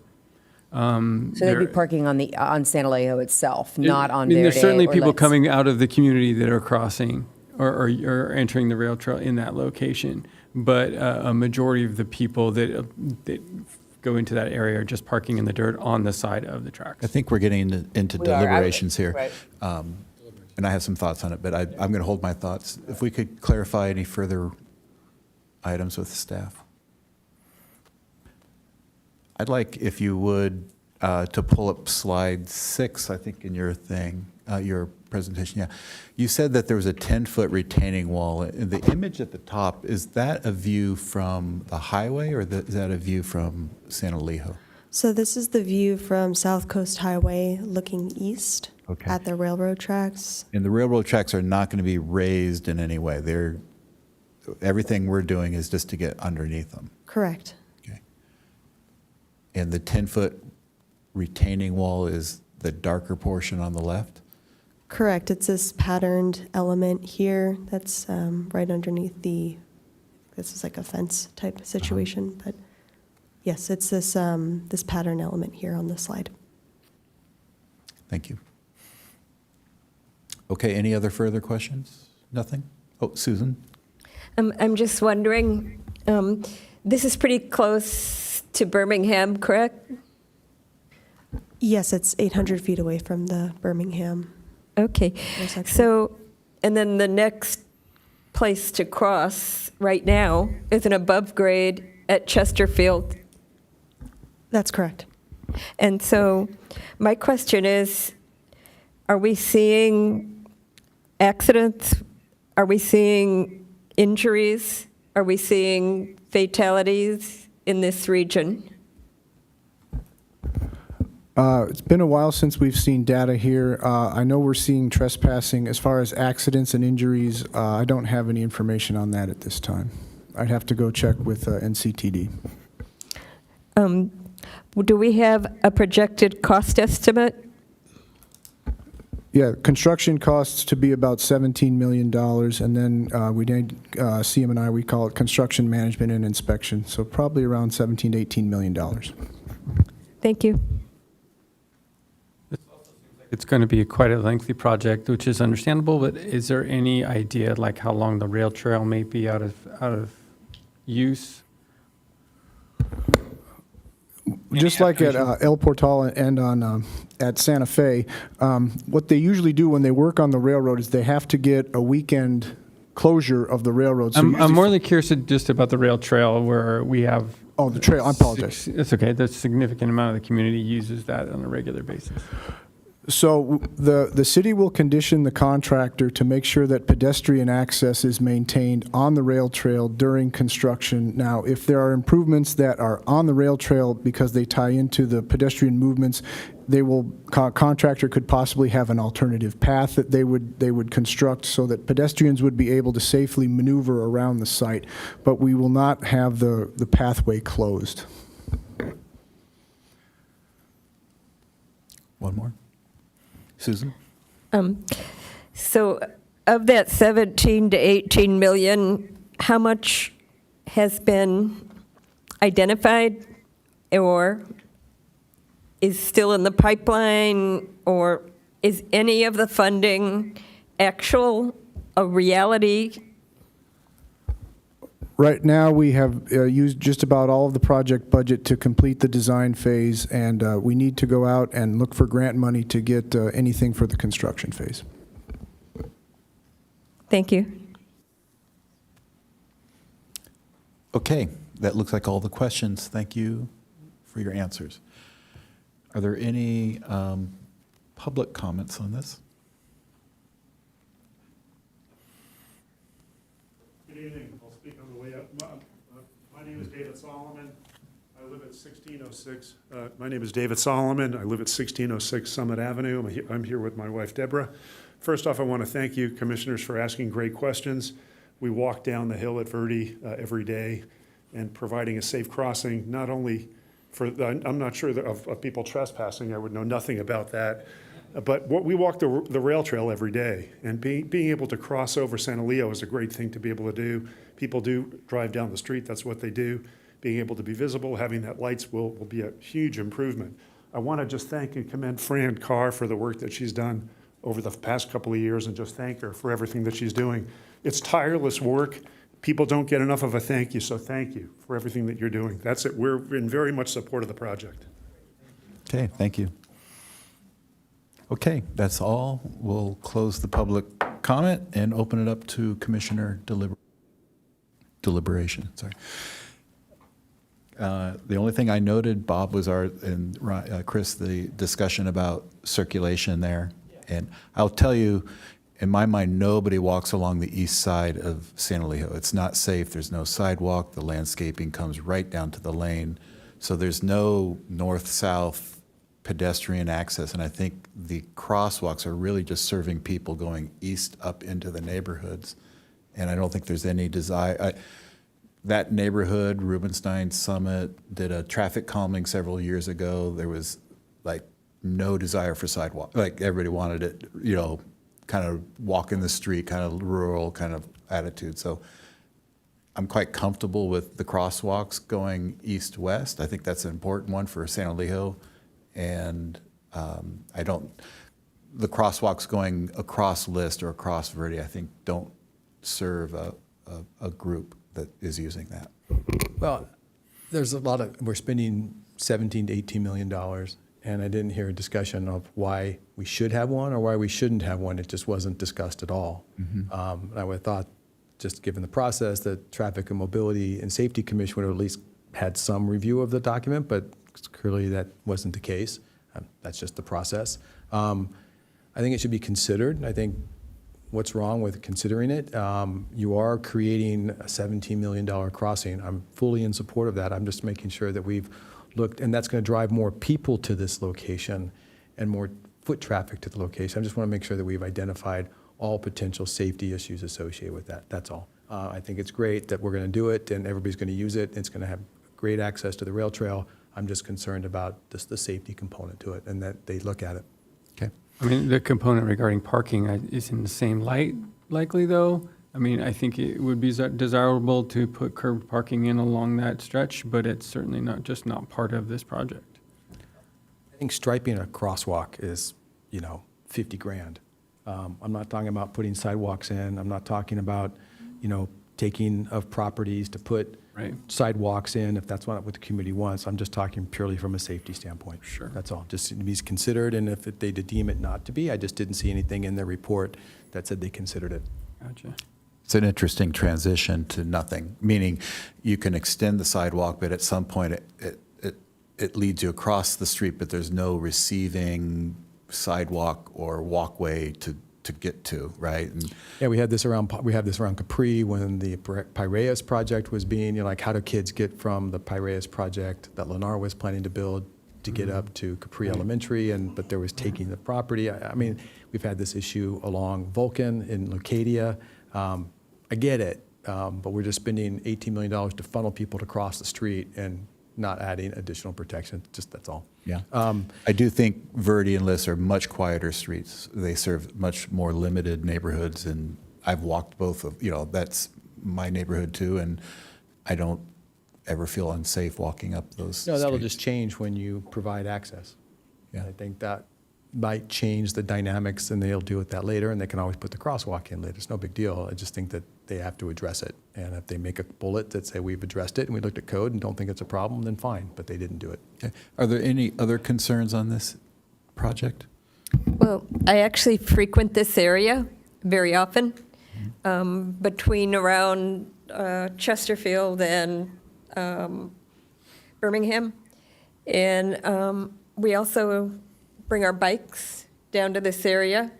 So I've done a lot of biking, walking, and I go to the beach in this. So I'm in every modality of the traffic. Everybody uses Chesterfield right now. Weekends, it's very crowded, lots and lots of people. I usually don't go there on the weekend, but during weekdays I'm there. So there's a lot of foot traffic. There are a lot of bikes, especially on Coast Highway. I'm not sure that people will come all the way down to use this, and it's a lot of money to build it. Because right now, people just cross at Chesterfield. It's right there, and they go right across. And on the opposite side of Coast Highway, Yeah, it's right there's there if you the live at Chesterfield. campground, the beach. I haven't been by there and not seen someone going over the fence and walking across Yeah. the tracks. Yeah. So let me just jump in here too, because here what we're talking about tonight is whether or not we want to approve this so that it can then at some point go to city council and they can prioritize it when they're looking at their budget and then make this project available to one where staff can try to get grants. So I think we might get a little ahead of ourselves if we start talking about tonight about how we're going to fund it and how the city's going to decide where to place this project in relation to other projects within the city. So I think we need to concentrate on the step we have here, which enables it to move forward for city council in the future and for staff in the future. Well, yes and no. Our job is to advise council, and some of the things that we do we just kind of turn it over, and we're looking at where is the data that shows why we need it, and things like that are important to communicate to city council. I think you're being asked tonight to review, to issue a design review permit. So given what is the design of the ramp or undercrossing, are you in favor of that? And you're asked to issue or opine on a coastal development permit. But we're not here to discuss whether it should be a priority of the council to build it or whether it's needed in the first place. But the council did decide that they wanted it to be designed, and now they're asking us to review that design. Well, the design has to be in the right place to be used, and I'm not sure it is. Okay. That's just my main concern. Okay. Bob? We're also here to approve a mitigated negative deck. Yes. And there were 3 items in the mitigated negative deck that required mitigation: cultural, paleontological, and this was in the negative deck. So I was going to ask staff let's see, there were 3 things. There was cultural resources, geology and soils, and tribal and cultural resources. So can you address how the city is going to mitigate those concerns for us to approve the MND? Sure. So the mitigated negative declaration included a mitigation monitoring and reporting program that would run alongside the construction documents for this project, should it be approved. And the mitigation measures are outlined in the resolution as well. And under, I think, specific condition number 3. So for tribal cultural resources, essentially, we're requesting a tribal monitor to be present on the site. And then the rest of the cultural mitigation measures are what happens if something is found. So all of those then would come into play if something has occurred on the site during construction. For paleontology, it is very similar. They will have a paleontologist present who will be monitoring the grading operations. If they discover something, there will be the measures in place. Thank you. You're welcome. From a design standpoint, I find that there's a life-size model of this project at Santa Fe. I like that design a lot. I think this is going to be very similar. I think it's got a very nice connection to both streets. That's a nice feature of it. So I have no problem with the design review portion of this.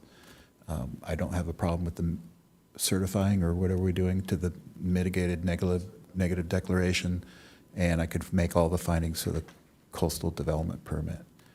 So I would be in favor of this project. Yeah, I agree with those sentiments, and I'd definitely make a motion to approve. Okay, so I hear a motion to approve it. I would support a request that this traffic or staff, I'm not sure who the appropriate person, to study whether a sidewalk across List or Verde was merited. Crosswalk, Yeah. sorry.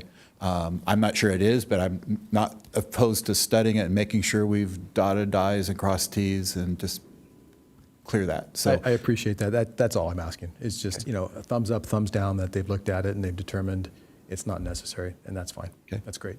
Brent, I would like to add, before you call the question on it, I would like to add that the design is attractive and it is ADA compliant, which is a nice feature. Yes, thank you. Brent, would you accept an amendment to your motion? Yes, absolutely. Okay. Yes.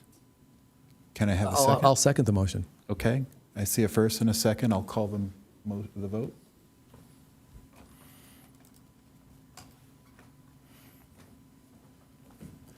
Okay, that passes 4-0. Thank you. Thank you. Now let's hope they can find grant money.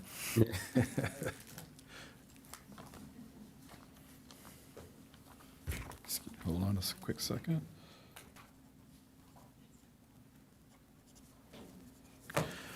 Okay. Our next item is Agenda Item 9, future agenda items added by the planning commissioners. Are any of the commissioners wanting to add an agenda item? I don't think we ever presented the housing to city council, did we?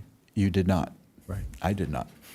You did. That's right. That's right. I It's falling to you. presented the planning commission's work plan, Yes, 90 minutes of discussion, that's right. some edits. Has that come back to us? It has not yet. The agenda has been looking, well, originally when I was planning the agendas, they were looking a little full, and then they ended up having items moved. So I was looking for a little bit more space on the agendas, but I'm happy to add the work plan back to the agenda soon. Great. As part of that, I guess I did not hear any support to agendaize our housing report to the commission, or to the council, sorry. Yeah, I didn't hear it either. So it's really up to them if they want to hear it or not. We can agenda it, but they can decide not to put it on their agenda, right? Right. Yeah, I can certainly follow up to determine if that item would be moving forward at a certain city council date. All right, so I'll volunteer to present it if they want to hear it. How's that? Thank you, Bob. Okay.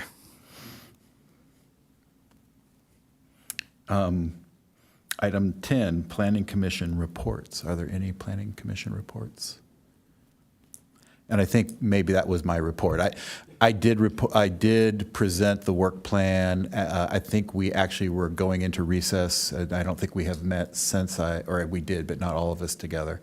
Anyway, it was presented, modifications were made, and I think that will come back to us to see what those modifications are. Different priorities. You did a heck of a job. 90 minutes was a long discussion. Yeah. The plan pretty surprised me, but you held up pretty well. Okay, secretary reports. I have no items to report. Okay. With that, I will adjourn this meeting until the next regular Planning Commission meeting on September 4th.